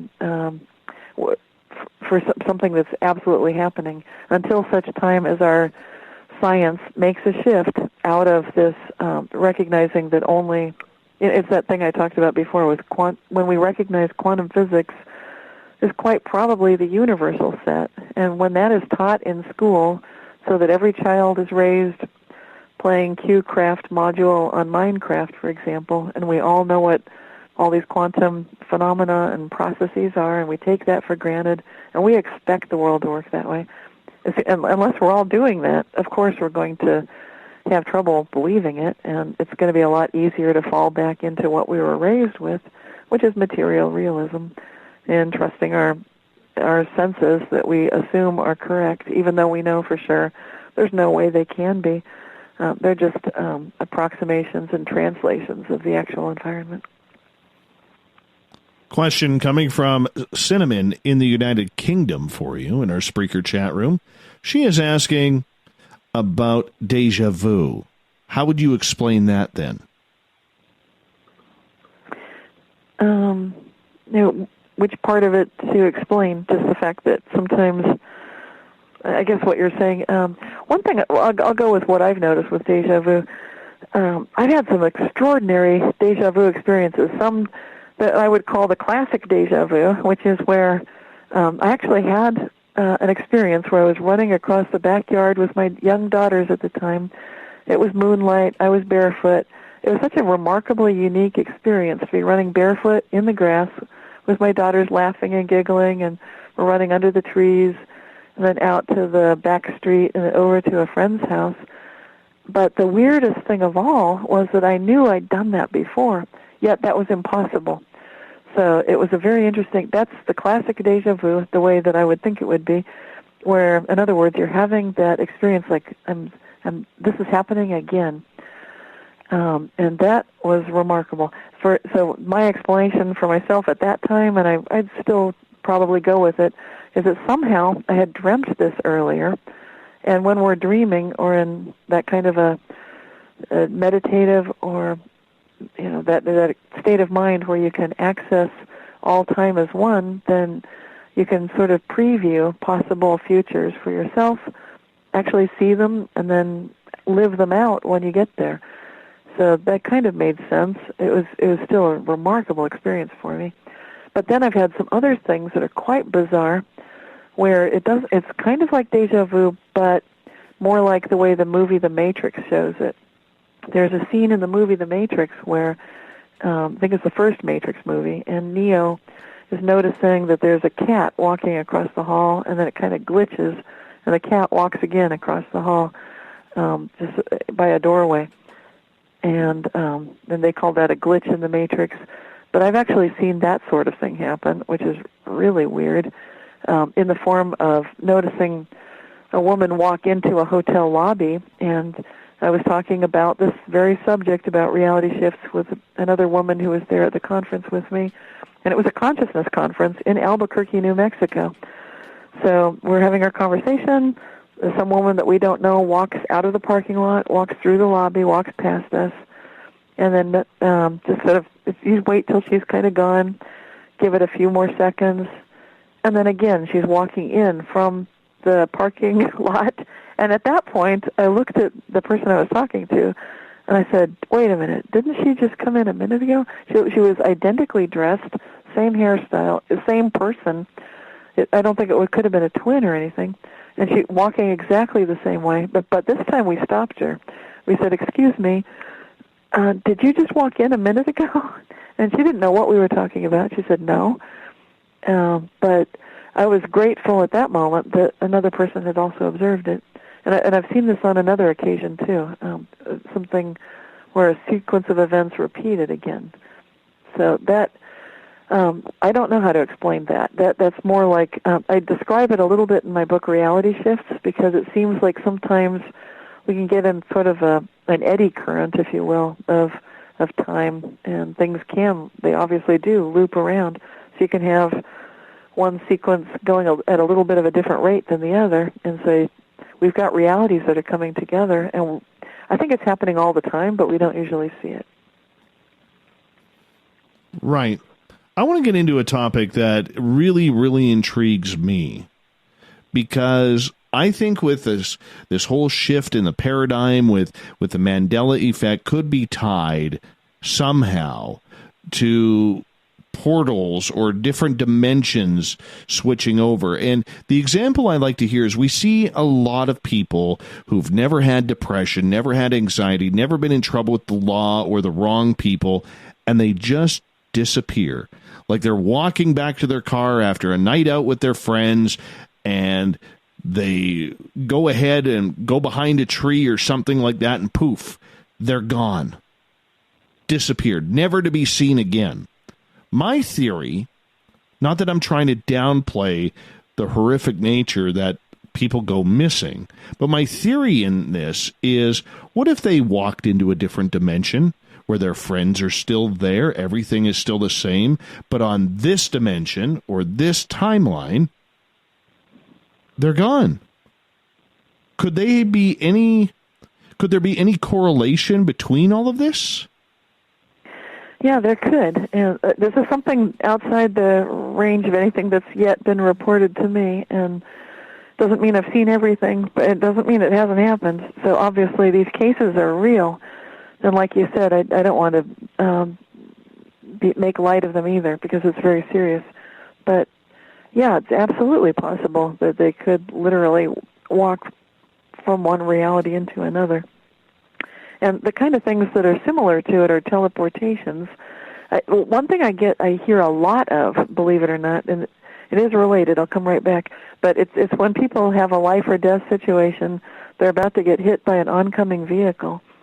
That's most often when people teleport, or they would, another word for it is quantum tunneling, but they're not a quantum particle, but suddenly they're on the other side of the oncoming vehicle. And there's no danger because there's no way they'll get hit. That vehicle is now safely zooming away from them. Okay, so going back to your situation, what's interesting to me is it doesn't seem like those moments where they go missing were extraordinary. At least the ones that you described just now and also at the break seem like they're very ordinary. There would be no life or death threat, and even if there was, they would normally be teleported a very short distance, like across the street usually, would be about as far as most people usually go. Certainly not to a completely different realm, but having said that, anything's possible. I mean, obviously, if you can teleport across the street, there's nothing stopping you from teleporting to the moon or, another part of the world. So, and maybe that would be such a jolt if they did that they might feel like they've got amnesia. I don't know. I don't know what happened. It's hard to know. What makes me wonder is, do those people ever check in again? Have they been heard from later? It sounds like not. So like they're never heard from again. Do you think that person, if they say did go to a different timeline, would they even know? Would they feel a difference? I realize that is so hypothetical to ask, but it is a logical question in all of this. Right. And the closest thing I have to go on are the people that are teleported to safety, which is a totally different situation, and I do realize that. But they're the only ones I've been able to interview and talk to. And in those cases, usually they know who they are. They didn't change who they are, and they haven't gone that far. There is another case that's kind of weird, and I've only heard a couple of them. These are people that saw themselves going a different direction, sometimes driving down the road, like they'll forget something, they turn around, they're driving an extremely unique vehicle, one of a kind, with very strange, very unique cargo and so forth, and they pass themselves on the road, and that is freaky. So if that can happen, obviously anything can happen. So I don't know where those people are going. It just tells me that something is happening, and I don't know what. But reality is not. It's not the material, buttoned down, sewed up, measurable material thing that we think it is. It's not just your five senses is all there is. There's a lot more going on. What it seems to be showing us is that we are consciousness at our core, and that we're capable of doing things that are far outside the realm of anything that we're taught in school. Things like teleporting, yes. So can we vanish completely? I'd say so. But where do they go? I don't know. They might go back in time. The truth is, time and space is like a fabric. So what's to stop them from time jumping? Nothing. I mean, if they had any desire to go back in time, and in fact, I've heard from people that have traveled back in time, first-hand reports. So people that I trust. So that, and there's some historical reports. You just opened up a whole can of peak woo right there. Whole can of peak woo. Oh, yes. Now we got to get into that because we're only about 2 minutes from break. You can't be throwing something like time travel on us with 2 minutes before we go to break. That's just not fair. Oh, I keep losing track of time. I'm sorry, Dave. Oh, my gosh. Yeah. No, I fully. We are so getting into that because I mean we're going to crank those woo levels to mass produce the woo coming up in the next half hour with time travel. Then, sounds good to me. Yeah, because this I think this is quite possibly the explanation for what's going on with these people. It's very likely possible. Oh, for sure. For sure. So with that, as we're going to shift into time travel coming up at the next half of the break, because we only have you for another 30 minutes on the show, do we believe then that maybe you, maybe me, maybe people in our audience have actually gone through this? It's possible. And how would we know whether it did or not? That's a good question. All we've got to go on is what we remember. And paying attention makes a big difference. I practice martial arts, and that helps me keep a mental focus. So anything you can do that helps you mentally focus, so regardless what the distractions are, regardless how your mind might want to wander, it's fantastic if you can do something that keeps you focused. Because the reason I say that is it gives you just a little bit of an edge to be more aware, more vigilant with regard to what is happening. And that kind of focus of attention makes a huge difference. I think it's all the difference in the world, because the people that aren't noticing the shifts at all, I think that's part of what's going on, at least a little bit of it. Well, time travel next. That's what we're going to do to kick off hour number 3 of Spaced Out Radio tonight. I am geeked up. Go to your stereo or your phone, find the woo level, crank it, because it's coming up. Cynthia Larson is our guest tonight on Spaced Out Radio. We only have her for another 30 minutes because in hour 3, at the bottom of the hour, we will get to the SOR Newswire. We will get to the Thought of the Dave. But we're going to talk time travel next. This is where I get excited. Seriously, I love time travel, Cynthia. I love it. I think it's out there. Get ready to turn up the woo, everyone. Cynthia's bringing some serious woo game in the next half hour on Spaced Out Radio.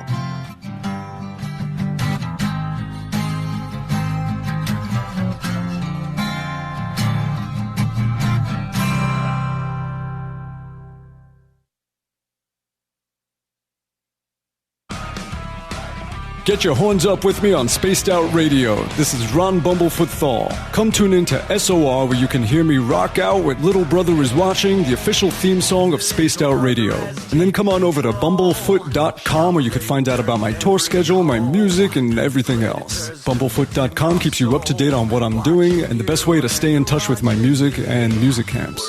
Sign up for my newsletter at bumblefoot.com, and remember, Little Brother is Watching. At spacedoutradio.com, we have a little bit of everything for you to stay up late. So while you're there, check out our SOR Newswire, where our team brings you stories of the weird and strange to the WTF from around the globe. News on Bigfoot, UFOs, paranormal, Darwinian-type crime tales. It's the stories that the mainstream media usually won't touch. Well, we got them all on the SOR Newswire, only at spacedoutradio.com. We all know on Spaced Out Radio we love a good beard and mustache, so why not take care of your facial hair with Mighty Moose Beard Oil? Made in Canada, we're taking care of beards and stashes around the world. We use 100% natural ingredients with our oils and balms to make your whiskers feel silky smooth. Use promo code SOR2019 at MightyMooseBeard.com today.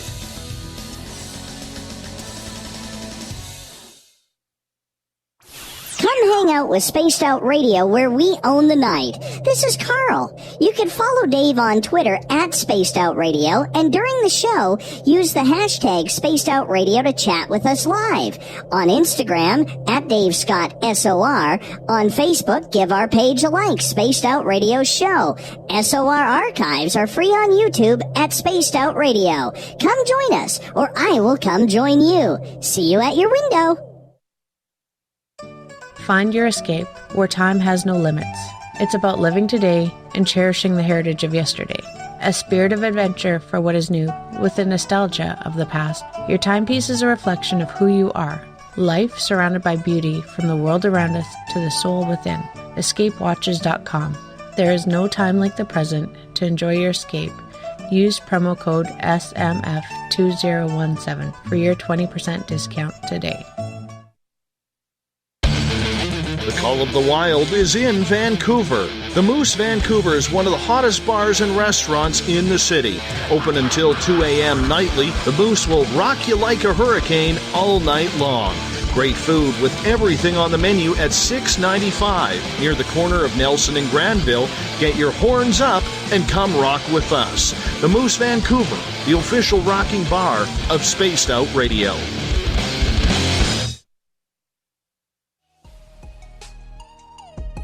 Canada's largest UFO conference is ready to roll in Toronto this September 21st and 22nd at the Alien Cosmic Expo. This year is about the experience. Listen to the stories of Dave Scott, Travis Walton, Paula Harris, Grant Cameron, Ryan Stacey, Richard Dolan, Leslie Mitchell-Clark, and more. Get your tickets now at aliencosmicexpo.com.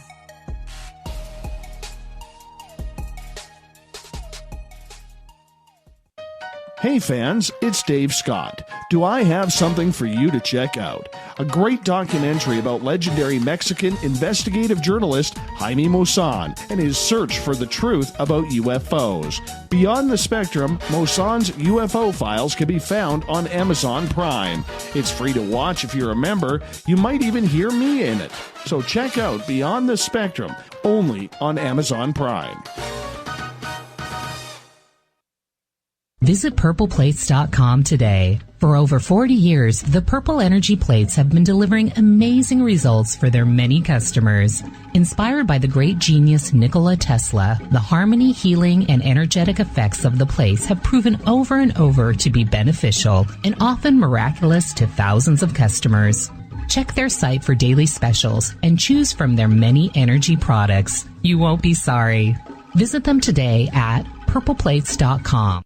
So, you love talk radio? Then you'll love TalkStreamLive.com. TalkStream Live is always on, 24/7 with the best streaming talk shows. Find your favorite talkers and discover some new ones. It's free, readily available online or on mobile with any smartphone or tablet. Finding your favorite talk shows all in one place has gotten a whole lot easier. Just go to TalkStreamLive.com. Be sure to download the free apps from Google Play or the iTunes App Store. Are you having encounters with the paranormal, supernatural, or ufological that you cannot explain? Look no further than the SOR Sightlines Report, brought to you by the Experiencers Support Association. This is Ryan Stacey, head of the Research Association, TESSA. Soon on the Spaced Out Radio website, you'll be able to file your reports and have them researched for you. We are independent and ready to help Spaced Out Radio listeners today.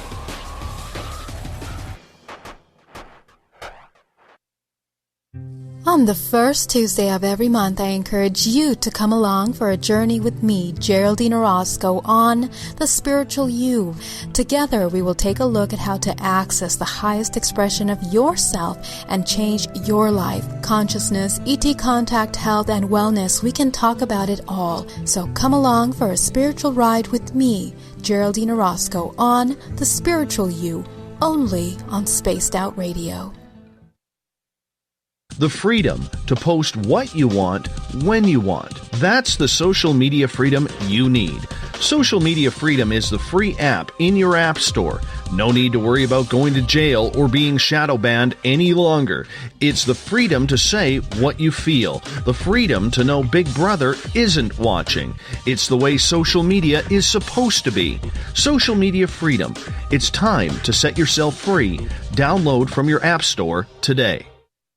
We are getting ready to relaunch the SOR Space Travelers Club at spacedoutradio.com. For $5 a month, you can join us for a plethora of features found nowhere else. Hang out in a private chat room during the show and after party. You can check out some exclusive content and a store specifically for you, as well as a private listener forum where you can post your thoughts, stories, and pictures. The SOR Space Travelers Club, coming soon to spacedoutradio.com. Come get spooked at the 4th Annual Forest Moon Paracon in Cedar-Woolley, Washington, Saturday, September 28th. UFOs, ghosts, aliens, Bigfoot. Speakers include Mike Morin and Jason Jordan, R. Keith Andrews, and Dave Scott from Spaced Out Radio, and so much more.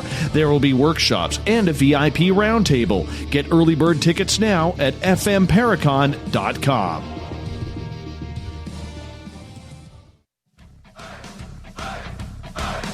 Would you like to connect with us? Head to spacedoutradio.com for all your latest show info. Now, back to Dave Scott and SOR. Welcome back to the third and final hour of Spaced Out Radio. Tonight, I am your host, Dave Scott. Thank you for joining us. Hi to everyone listening in on KDUN AM 1030 in Reedsport, Oregon, KZFX 93.7 FM in Ridgecrest, California, UPRN 107.7 FM in New Orleans, down in Dangerfield, Texas, KDNF AM 1560. We're also on in Noonan, Georgia, WQEE 99.1 FM on the digital side. Hi to everyone listening in on Revolution Radio and Kingdom of Nye Radio. Good to have you with us. Remember, all of our archives are free at youtube.com/Spaced Out Radio. Do me the favor, hit that subscribe button. The Desert Clam has set the password for tonight in the SOR Space Travelers Club. Xenodokium. Xenodokium is your password. Use it wisely, space travelers, as the Clam sets a password each and every night right here on Spaced Out Radio. Our website is spacedoutradio.com, where you can rock out to Bumblefoot, read up on Captain Shirk's SOR Newswire, which is updated daily. We got some really cool features coming very, very soon. For the final time tonight, we introduce author Cynthia Sue Larson. Her website is realityshifters.com. She is a 6-time best-selling author. That's an accomplishment. And now, turn up the woo. We're getting into time travelers. You made the mistake, Cynthia, right going into the last break. You mentioned that you have met a couple of time travelers. I got to hear about this. So does the audience. Right. Okay, well, the time I'm talking about is time travel to the past, which actually did happen with a woman that I know, and she told me what had happened to her. She lived in West Virginia in a town called Moundsville. Now, that's named Moundsville after the Grave Creek Burial Mound. This is the largest Indian burial mound. Apparently, that's that side of the Mississippi River, so I've never been there myself, but this was Halloween evening, and I think it was in 1989.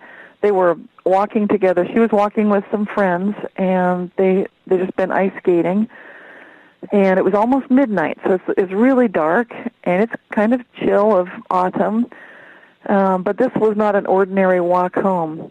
And what my friend told me was that she remembered it. She'll never forget what happened, because before it happened, they were just laughing, goofing off. They left the skating rink, and this is a place they went every weekend. And then they were going to go over to her house for the rest of the evening. And so they're walking past the burial mound to get to her house. So as they go around the corner and they're walking past the mound, this is where it gets weird. Instantly, it's no longer nighttime. It's also no longer 1989. It was now daytime, and it's mostly clear, except there's a lot of dust, everywhere, because there's no more road. It's just everything's dusty and dirty. She remembers it smelled kind of, rank, like rotten meat that's been left out in the sun. And it's just like I said, dust. And there are horse-drawn carriages.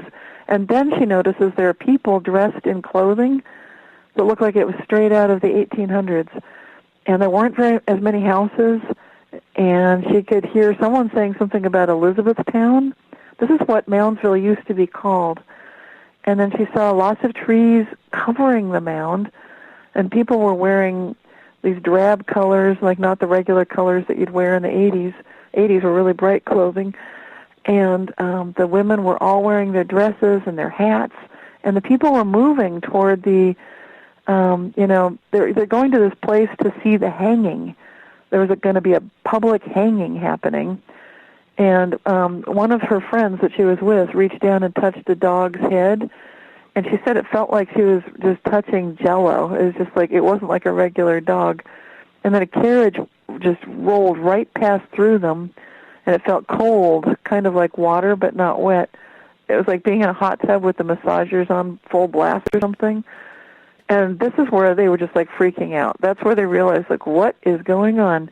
And so it was just a few minutes in this reality where they went from middle of, like, midnight to daytime, and then they kept walking past the mound, which was also there in both time frames. As soon as they were away from the mound, they were back to midnight, and it was like that October night again in the 1989, and they ran home to tell her family what happened. But it got kind of weird because she said that her mom had been worried because they were late getting back. So her mom had actually come looking for them.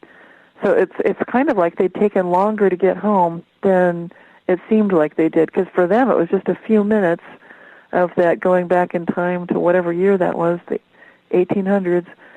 And so they should have been home around like half an hour, and it seemed like it went really fast, but it was longer to her mom. And her mom was just all freaked out. And they didn't have any proof that this had happened except that there was dirt on their shoes, there was dirt on their jeans, and it was this weird tan, dusty color, which there's no way they could have gotten that from ice skating. And the streets were all paved. The yards all had grass. There was no dirt anywhere like that. And they were completely shaken up. And it was just, after that, she and her friends broke up. They wouldn't talk about it anymore. And, she wanted to keep talking about it, but her friends would never discuss it again. So it kind of, I think it was too much of an experience for her friends. But for her, for the one that told me about it, this obviously made a big impact on her life. And, she's never going to forget what happened. That must have freaked her right out, walking back in time like that. Absolutely. But I've had a couple of bizarre experiences myself, so that's what I say. Like, if you don't have these experiences, then you might think, this is nuts, there's no way that happened. But I've seen time stop on 2 occasions, and I've seen these weird time loops that I've talked about. So, to me, nothing's impossible, not when it comes to time. And in physics, we know that retrocausality is possible. That's basically like another form of time travel. It's time influence. So, this is definitely a much stranger world than most people realize. What would cause something like that? As far as the cause of it, usually when you look for a cause, you ask the question, well, what has changed? What is it that's different here? And for this particular example of the walk back in time in Moundsville, this is a reality shift story that I've got on my Reality Shifters website, because this thing was amazing.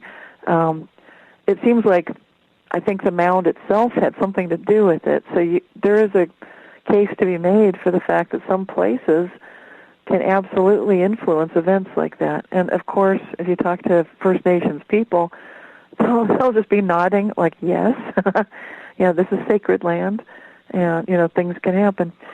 And remember, that was Halloween evening at midnight. So there's a definite subconscious effect happening, too.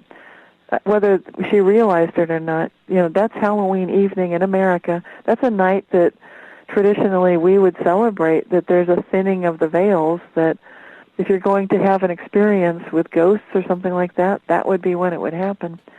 But even so, I don't think most people would expect you'd suddenly be at a public hanging in the 1800s in the daytime. Who would imagine such a thing? So that was quite remarkable. As far as what caused it, I don't know. Do you believe this was a one-off, or do you believe that people are being able to do this on a continual basis? Go back in time or maybe jump forward? There is a word for these kinds of things in some cultures, and I've covered it on my website. It's Vardieger. It's this is a term that's utilized by it just means that you can people can arrive. They can get there before they arrive. It's sort of like they've shown up in advance, kind of a thing, which is kind of bizarre. But I've actually had that happen too. I was in my kitchen, the front door. I just left the front door open slightly because I was expecting my daughter with her friends. And, in fact, I heard them. I heard that they were outside on the porch. I heard laughter and voices. And I shouted to them, "I'll be out in just a minute. I'm just taking something out of the oven." And then I dealt with whatever I was dealing with, shut the oven, and it was all silent. I didn't know what had happened to them, so I walked up to the front door, looked around. There was nobody there. It was really strange. And I thought, well, I knew I wasn't imagining it because it was just too loud, too obvious. And then like 5 minutes, 10 minutes later, then they showed up. And I asked them, "Did you forget something? You came and then you left and came back?" And they said, "No, we just got here." And I've had that experience, that sort of thing happen a couple of times as well. So I think when we open our minds to the fact that time can be a little different, I think in some of the Scandinavian countries, they expect that happens, and it makes sense. And I do have Scandinavian heritage, so maybe if you're from that culture, then maybe these things are more likely to happen. I don't know. In Brazil, they sometimes have dead people come ring the doorbell and join them for family dinners, and it's as if they're alive again. So I guess depending on which culture you're from and what's considered to be occasionally possible, when we think it's possible, maybe that just allows it to happen. So as far as what's going on, I really don't know. I mean, I can conjecture what it might be. Obviously, time and space are connected. Obviously, everything is quantum. Obviously, consciousness is primary, and we are consciousness. But aside from that, how is it happening? What's causing it? It must be some level of subconscious desire or intent that we may not be aware of. But I'm just guessing. I don't really know.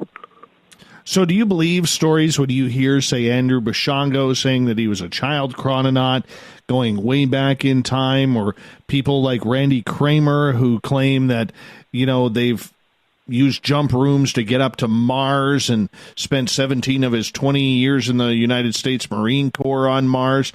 Do you buy stories like that? Do you think we are that well advanced in order to try and get to those points, and maybe the technology just hasn't been outed yet publicly? It's possible. I personally have not witnessed it, but what I have witnessed, I told you something happened in 2010. One of the things that happened was that 3 people told me separately and privately that I did not exist before October 2010, and they would have known about it because all 3 of them individually worked for various government time travel programs. And these were people that I considered believable at that time. And they had left those programs, but because of that, and then what I witnessed subsequently, that the whole Mandela effect thing came about, I'd say I'd say sure, anything's possible. So I don't personally know Andrew or the others, but because of what I have experienced and what has happened in my life, I'd say, yeah, that's definitely a possibility. You mentioned time loops as well. Have you had time skip on you, and what do you think causes that? Yes, I have, and again, I think part of it is that I have a fascination with just noticing what's going on, so I think a lot of these anomalies occur around me. I'm like a magnet for them, just purely because I want to experience the range of good ones. I'm not seeking out negative ones, but if it's something that I can learn from, this is why I keep constantly asking how good can it get. People that watch my videos know that I end every one that way. Because when you're a weirdness magnet, it's a little bit better to keep asking how good can it get, for one thing. Yes, definitely. Because otherwise I've had some massive epic weirdness that it's not so enjoyable, and so let's go the good direction. As far as what causes it, I don't know. But I've seen time stop. Both of those occurrences happened when I needed it to happen. One time I was walking behind my husband, who was carrying it was our only daughter at the time, our first daughter, and she was riding up on his shoulders. He had her suitcase in one hand, his suitcase in the other, and he's just counting on the fact that she's holding on to his hair. That was working great until it didn't, and then she let go of his hair, and her arms were flapping, and I think she was having fun with that. I'm a typical mother walking behind and starting to get a little alarmed. We're in a train station in Europe. It was in Switzerland, and I could hear the click of women's high-heeled shoes because they dress really nicely in Europe. This is back 1990. They probably still do, but I could definitely hear the click, click, click of the high heels on the marble floor around. What started happening next was really interesting because I realized my daughter was just going into an arc, and her head was starting. You know, babies. She's not a baby, but she was almost 1 year old, and her head was still huge for her body size, very heavy. So as she started falling backwards, she was accelerating, and her head is now starting to make a rapid descent toward the ground. And I'm walking behind, but a little too far to catch her if I was moving at the pace that we were all going at that time. Fortunately, something bizarre happened next, and I could hear it in the sounds around me. The sounds had been click, click, click, and everything just started. I could hear the time stopping because it made a sound. The sound was all of the click, click sounds went to just a really deep. I can't do it, but everything just got really low. As everything slowed down, I continued moving at a rather rapid pace. I dropped what I was holding and was able to catch my daughter easily, as if it was just something we'd been rehearsing, and then everything sped back up again. So in that case, I needed that to happen. Thank goodness it did, so she didn't hit her head on the floor. But these time loops, I don't know. I think it's just to show me like weird stuff can happen, and you can see it's just like watching that Matrix, the glitch in the Matrix, seeing a sequence of events repeat again. And there were people there, but nobody else seemed to notice that everything was happening all over again. And I said, "Weren't you just here? Didn't you just hand out your business cards?" And the woman said, "No." And nobody else seemed to think it was odd. So it's like, okay, I guess I'm the only one that noticed this. Weird. So, yeah, but as far as why, I think some people want to observe what's going on. I think it's time for maybe a global awakening to recognize there's a lot more going on than we've ever thought. You know, but the time travel is real. There's a lot more going on in terms of, time travelers. I think for sure. You know, based on what I told you, 3 different people told me that they'd worked for different departments. So obviously there is that going on. I didn't press the matter because they'd left those areas, and I didn't want them to get in trouble or have issues. And I don't think they should be telling people much about that to begin with. So I think it's brave for people to come forward. We got about 5 minutes here left with you tonight, Cynthia, and this is going to go real quick here. Derek brings up a good comment on Twitter because you made a little bit of an odd comment saying that you may not have existed before October 2010, according to certain people. Right. Yes. Okay. This in their reality, they know that for sure, and I believe them because I've seen the same thing happen myself. I told a famous research physicist that he did not exist when I wrote my book, Quantum Jumps. He understood completely what I was saying, completely. He smiled, he got it, because the same thing happened to me when they told me that I did not exist. I got it. I know what they mean. It's very similar to when you see someone alive again who died. Basically, you're just witnessing a completely different reality than you'd previously been in. It doesn't mean that I didn't exist. It means that I was not doing what I'm doing in their previous reality. They know it for sure because that was their job. They were tasked with doing research to see everybody who's doing anything along the lines of my work. There's no way they would have missed me. Yet they did, all 3 of them. And the fact that 3 of them I didn't ask them, do you know each other? This is not the kind of thing you want to ask these people. So I just leave it alone. But, yeah, absolutely. There's definitely something going on here. And so, yeah, I think our governments do know a lot more than they're saying. Absolutely. What that is, I don't know. And I haven't personally met these time travelers that you're talking about, but generally speaking, yes, this is possible. So these three people who say that they told you that they have worked on time travel programs, why trust them? Because in each case, I was already engaged, talking with them for a period of time. They're sharing things with me that they'd known about before they brought that up. So it was just like you get to know people by corresponding with them. I didn't ask, are you a time traveler, or did you work in that department? They volunteered it, but I don't know. So, you raise a point. Maybe they're all making that up. But then why would three of them come to me at that same time frame, at the same exact moment when I was feeling an energy difference, at the same exact moment when the Mandela effect term was coined by Fiona Broom? This all happened at the same time. So, obviously something's going on. So, I don't know. But everything's interconnected. Everything's entangled. Well, we're definitely going to have to bring you back again because this has by far been a fantastic show. And I want to say a big thank you, Cynthia, for coming on Spaced Out Radio tonight and hanging out with us and talking about the Mandela effect and then turning up the peak woo, getting into a little bit of time travel. It's been a very, very fun night. For me, too. Thank you so much, Dave. It's been a pleasure.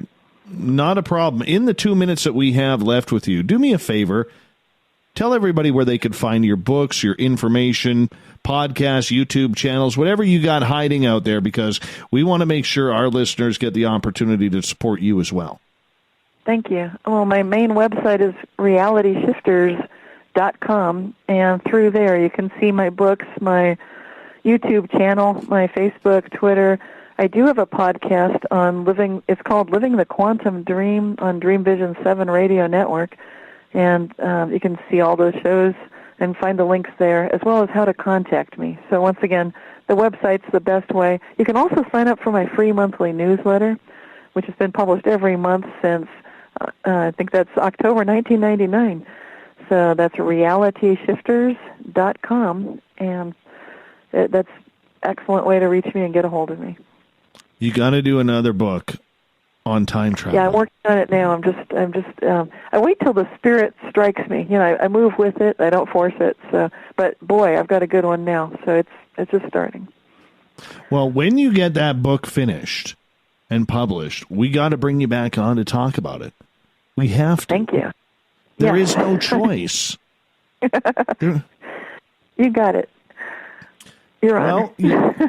Perfect. And you know what? Watch out for those time slips because, it sucks when time stops. Actually, I think it'd be kind of cool if it would for a while because time just seems to be going so darn fast these days. It really, really does. And that reminds me, speaking of that, I almost forgot. There will be a West Coast Mandela Effect conference that I'll be part of. It's a small conference in Ketchum, Idaho, November 8th through 10th. So people that are interested, I think there's a website for that too, but if you want to, you can just find out about it. Go to realityshifters.com, go to the events page, and it should be on there. But that's the West Coast Mandela Effect Conference, the first West Coast one. That's in Idaho, so people can come if they're interested and make sure they register in it. Yeah. Perfect. Thank you so much, Cynthia. Coming up next, we have the SOR Newswire and the Thought of the Dave. Stay tuned.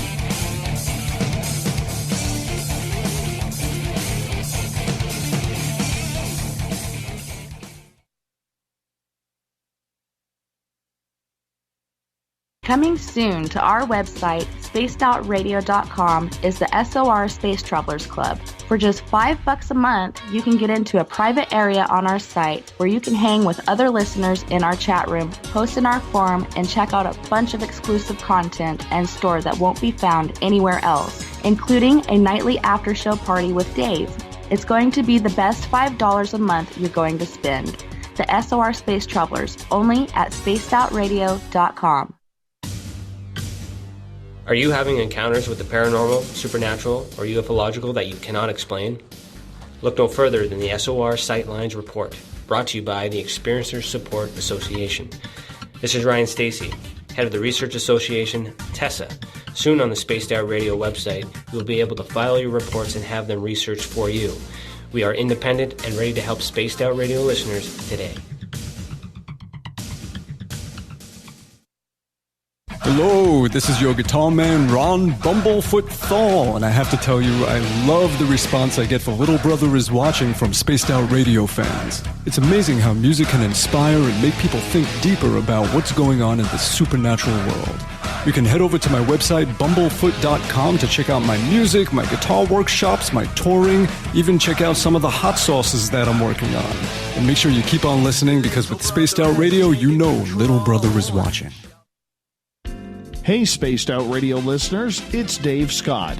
I want you to check out a great documentary I'm involved in called Beyond the Spectrum, Mosson's UFO Files. Directed by Darcy Weir, the film follows Jaime Mosson's journey for mainstream journalistic truth in ufology in Mexico. Beyond the Spectrum can be found on Amazon Prime. If you're a member, watch it free. It's worth the watch.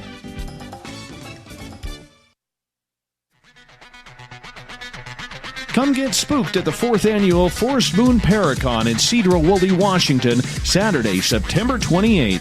UFOs, ghosts, aliens, Bigfoot. Speakers include Mike Morin and Jason Jordan, R. Keith Andrews, and Dave Scott from Spaced Out Radio, and so much more. There will be workshops and a VIP roundtable. Get early bird tickets now at fmparacon.com.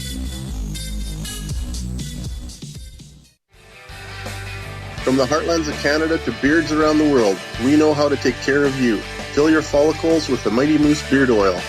All our oils and balms are handmade and 100% natural ingredients because we care about your beard. And hey, use the promo code SOR2019 and get your Mighty Moose Beard Oil today. You can check us out on our website, mightymoosebeard.com.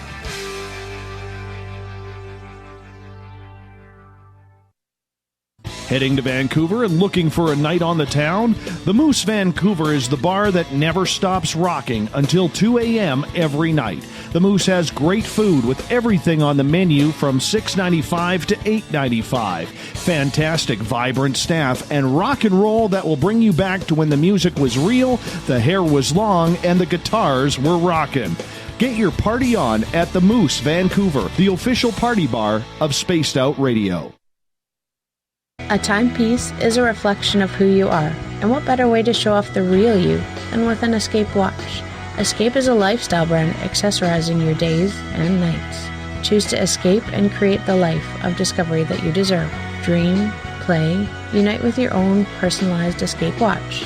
Head to escapewatches.com. There is no time like the present to enjoy your escape. Use promo code SMF2017 for your 20% discount today. Coming up this September 21st and 22nd, all UFO eyes will be focused on Toronto for the 4th Annual Alien Cosmic Expo. Come listen to some of the biggest names and experiencers in ufology. Travis Walton, Paul Hellyer, Richard Dolan, Paula Harris, Grant Cameron, Randy Kramer, and Spaced Out Radio's own Dave Scott. Tickets are on sale now at aliencosmicexpo.com.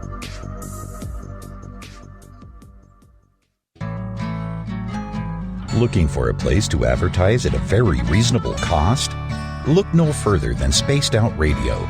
SpacedOutRadio.com has an advertising tab that you can click to check out our daily, weekly, and monthly packages to play on the radio, or our website including social media. From commercial spots to banners, we have it all. Check out our competitive pricing today. Every night on Spaced Out Radio, we have places for you to hang out. Hi, this is Carl. Join our SOR Space Travelers group on Facebook for live chat. On Twitter, using hashtag Spaced Out Radio, you can also join us in our Spreaker chat room. Check us out on Instagram at Dave Scott SOR. All of our archives are free on YouTube at Spaced Out Radio. By the way, I'll be watching you at your window until you do. Bye! Looking for the stories of the strange and weird that you will find hard to find anywhere else? Check out the SOR Newswire on our website. Our writers, led by Captain Shirk, are scouring the world for the oddest and most bizarre stories we can find. Everything from weird crime to suspenseful and paranormal. We're working hard for you to bring you the most intriguing news of your day. Check out the SOR Newswire at spacedoutradio.com today. Are you intrigued by Paranormal Talk Radio? You'll love the new Paranormal Radio app from TalkStream Live. You'll find a great selection of talk shows covering UFOs, ghosts, strange phenomena, and much more. Download the Paranormal Radio app now and start listening to the very best in paranormal talk entertainment, including the network you're listening to right now, the Paranormal Radio app, free in Google Play and the iOS App Store.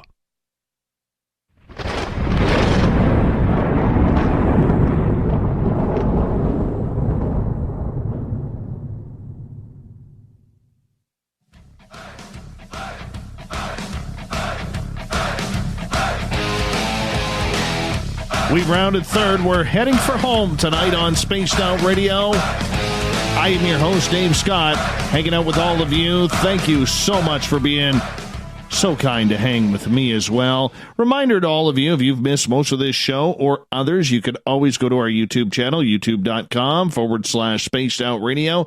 Just do me the favor, hit that subscribe button. Our website is spacedoutradio.com, where you can read up on Captain Shirk's SOR Newswire, which is updated daily. Rock out to Bumblefoot, or if you've had a weird sighting you can't explain, fill out an SOR Sightlines report. Speaking of the news, let's get to it.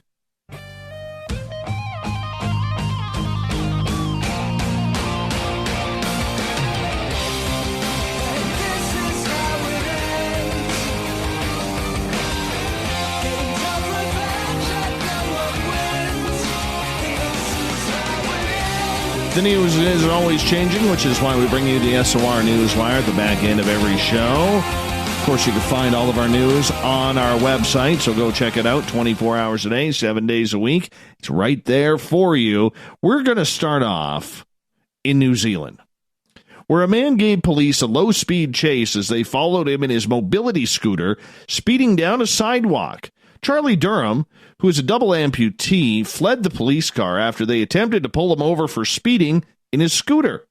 New Zealand resident Alicia Candy videoed the event and the chase, said it was the funniest thing she had seen in a long time.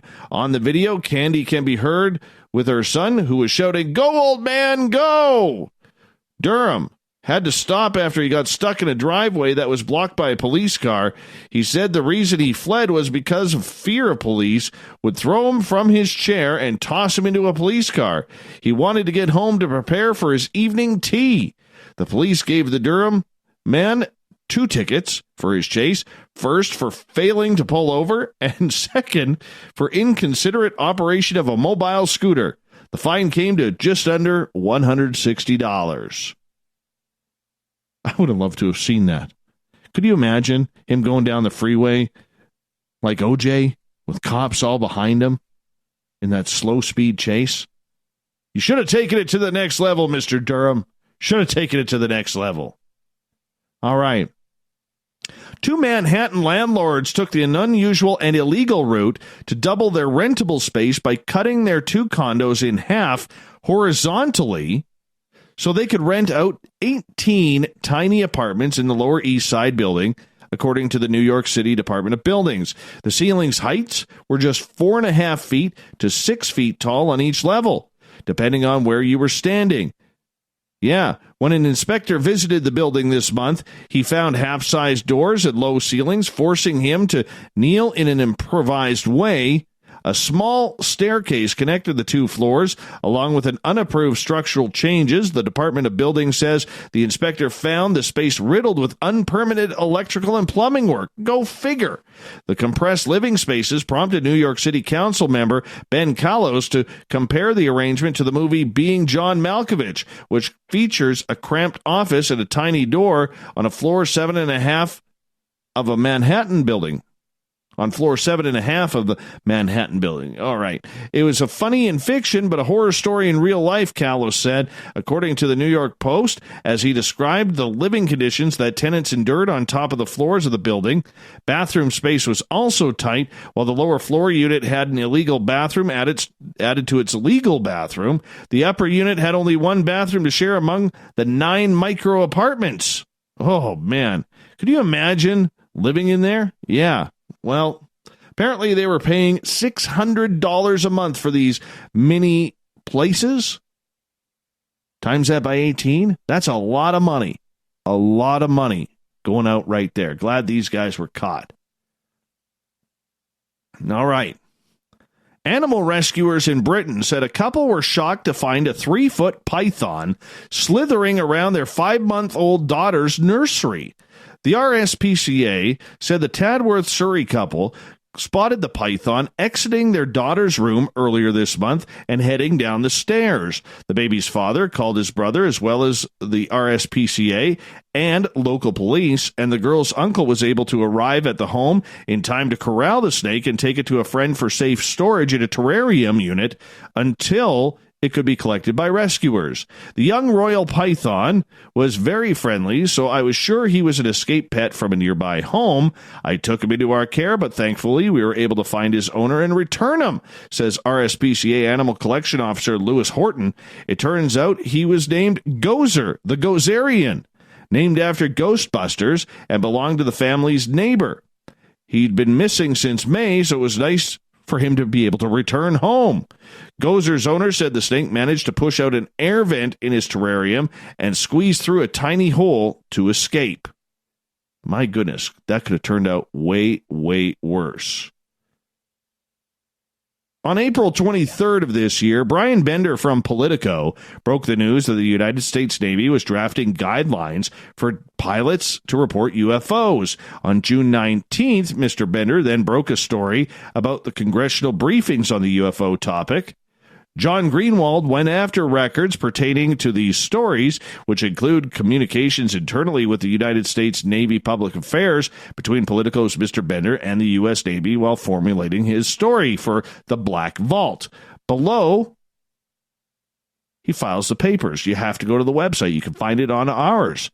Now, this is real interesting paperwork because there's a big debate right now going on, and we're going to have John Greenwald on this show on Wednesday the 28th. I'm looking forward to this one because he is the king of the FOIA requests when it comes to anything weird and strange in the UFOs. Now, John is going to get into this. John is going to tackle this because the big question isn't so much the news now that the United States Navy has taken these subjects and are now allowing their pilots and their crew members to report it. But where were the reports going before? That's the big question. We're going to ask John that on Wednesday night. If you want any more information, head on over to blackvault.com and check it on out. So a 26-pound shelter cat named Mr. B has broken hearts and the internet. Cat lovers looking to adopt Mr. B crashed the Morris Animal Refuge website this past week. It takes something big to break the internet. On Thursday, that thing was Mr. B. Mr. B, also known as BJ, is a 2-year-old, 26-pound tabby cat currently residing at the Morris Animal Refuge in Philadelphia. The shelter posted a picture of the beefy boy on its Facebook page, introducing this jumbo-sized package of fluff and love and sad-eyed guy to any potential adopters on the internet. OMG, big boy, Mr. B is a chunk. He is a chunk of a chunk, reads the post, which features a photo of a shelter employee attempting to hold Mr. B. He redefines the term. Can you guess how much he weighs? More importantly, can you give him a home? Turns out a lot of cat fanatics answered yes to the Morris Animal Refuge's adoption question. Just 17 hours after posting about Mr. B, the shelter provided an update in the comments of the post, saying, "We are overwhelmed by the number of wonderful people ready to give Mr. B his forever home. We are excited to find him a home soon, but he's not quite ready to go home yet. He still needs to go through more thorough checkups by our veterinarian. We will announce as soon as he is ready to go," the shelter wrote. Morris Animal Refuge attracted so many animal lovers with their Mr. B adoption post that the shelter's website crashed. Reports say proving that the cat is big in more ways than one. We actually had another cat that was in the shelter a few weeks ago that was about 25 pounds, but he didn't look nearly as big, Emmy Homan of Morris Animal Refuge said. Some of the cats, they weigh a lot, but they don't look as big as he does. Those waiting to adopt Mr. B should know that the feline would do best in a home without dogs. For those Mr. B adoption applicants that are itching to save a furry life right now, Morris Animal Refuge has plenty of other smaller felines looking for homes as well. You know what? It's always a good sign. We always want that picturesque dog or cat, so that way we could brag about it. But you know what? I'm a big animal lover. Big animal lover. Make sure you support your local SPCA. And if you have a chance to give an animal its forever home, doesn't matter. It doesn't need to be a kitten or a puppy.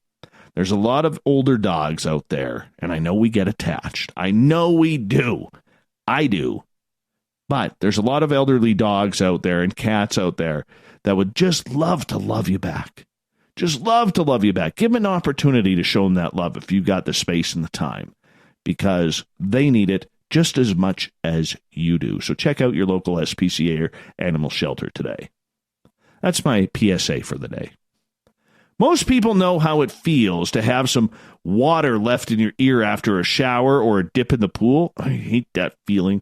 Could never get it out with a Q-tip. Well, it was a little different for a Kansas City woman who was mortified to learn that in her case, it wasn't a waterlogged ear, but a venomous brown recluse spider lodged in her ear. Susie Torres thought she had water stuck in her ear that wouldn't go away, so she went to the doctor. A medical assistant who first checked her ears seemed to be shocked and went to get more people. She then said, "I think you have an insect in there." Torres says she didn't panic at that point, but shortly after, the medical assistant gave her a cringeworthy reason that would freak anyone out. She came back in and told me it was a spider. The medical staff used tools to get the spider out. Doctors told Torres it was highly venomous brown recluse spider, which fortunately did not bite her. "I never thought they would crawl in your ear or any part of your body," Torres said. She had no clue where the spider came from, but now she's taking precautions to prevent any other arachnids from burrowing in her ear.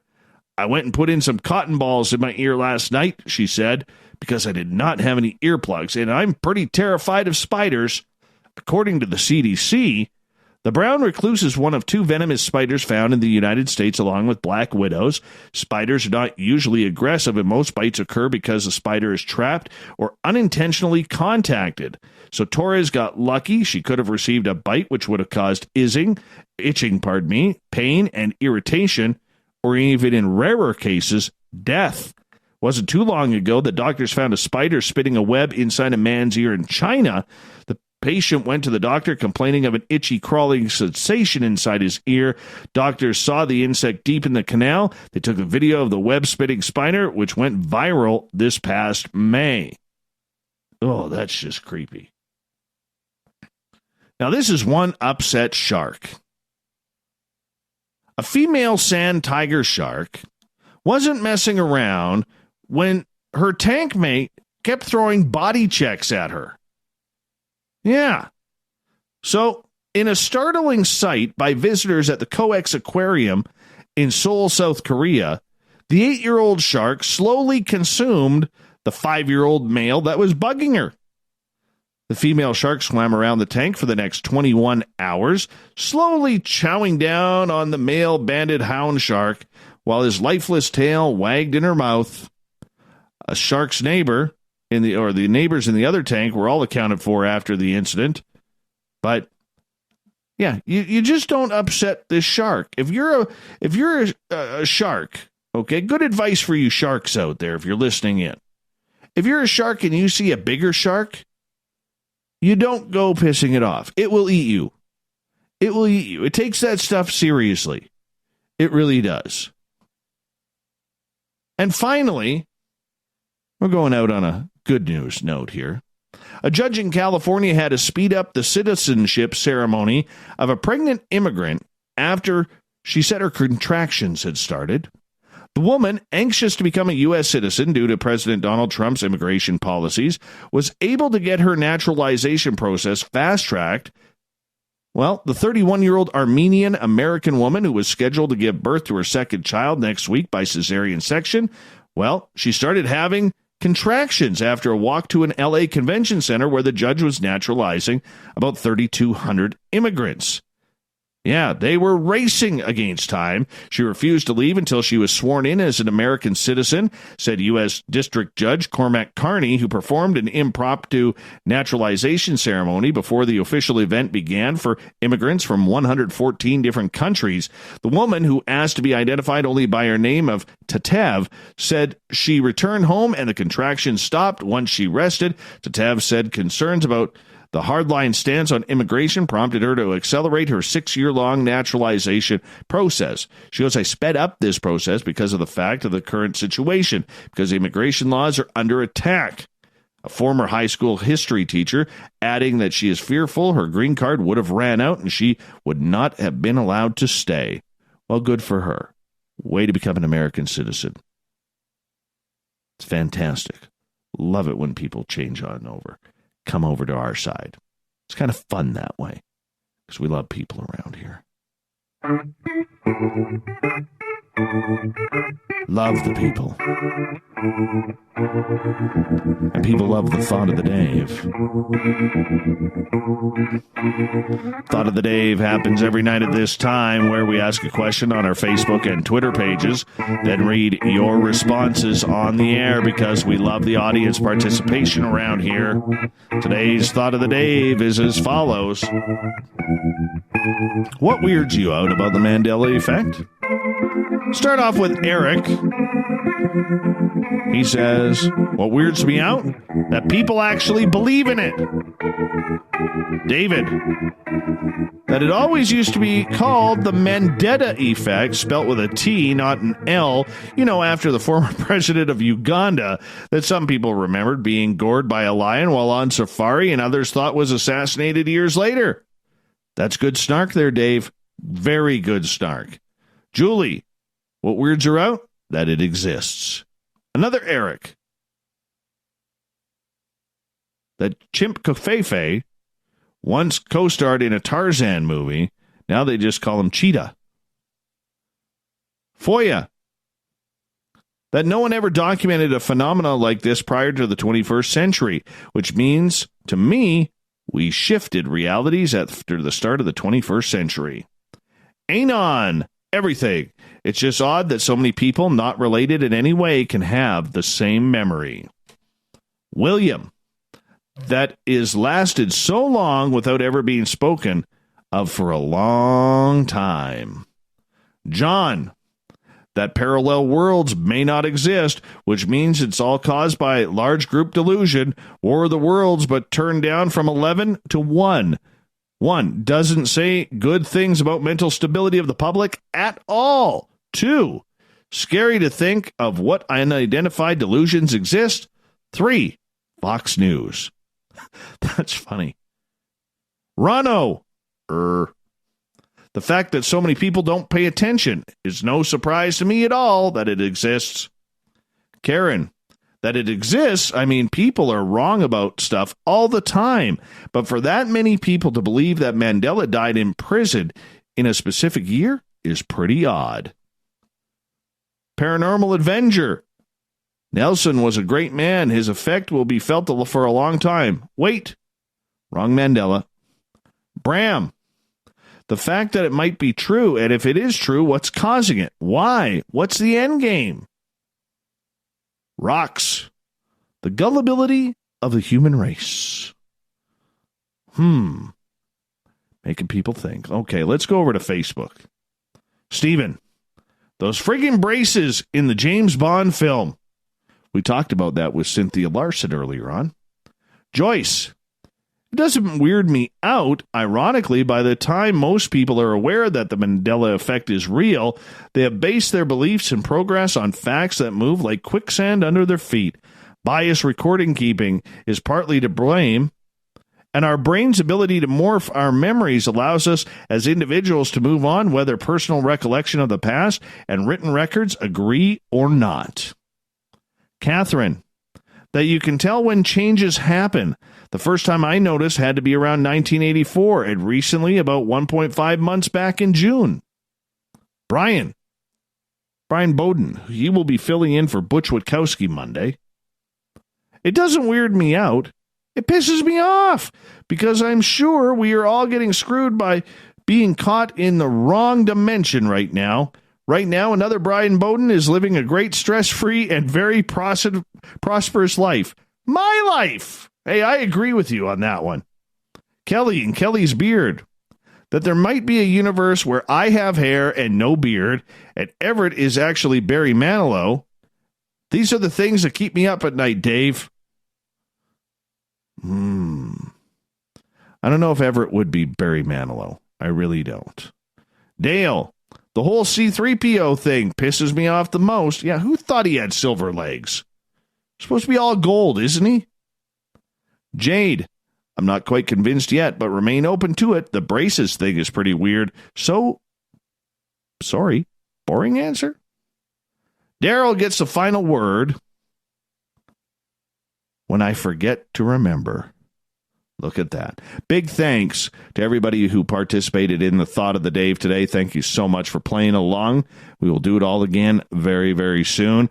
Also, a huge thank you for Captain Shirk for putting our newswire together. The SOR newswire can be found at spacedoutradio.com. And Cynthia Sue Larson, our guest tonight, for coming on in, talking about the Mandela effect and some peak woo with time travel. We got Mr. Ron Bumblefoot THAL rocking in the background with Little Brother is Watching. Bumblefoot is the official music of Spaced Out Radio, rocking us in and out of every single show. Get your horns up for the guitar god himself. Special thanks to everybody listening in at home, in your cars, at work, in our chat rooms on Spreaker, Revolution Radio, the SOR Space Travelers Club on Facebook, Twitter at #SpacedOutRadio, wherever you may be. Remember, this show is copyright by Spaced Out Radio and SOR Media Ventures Limited. Thank you so much for sharing your evening with us. Because together, my friends, say it with me, we own the night. Mr. Bumblefoot, we need a favor. We need you to take us home. Have a good one, everybody. Thank you for a great week.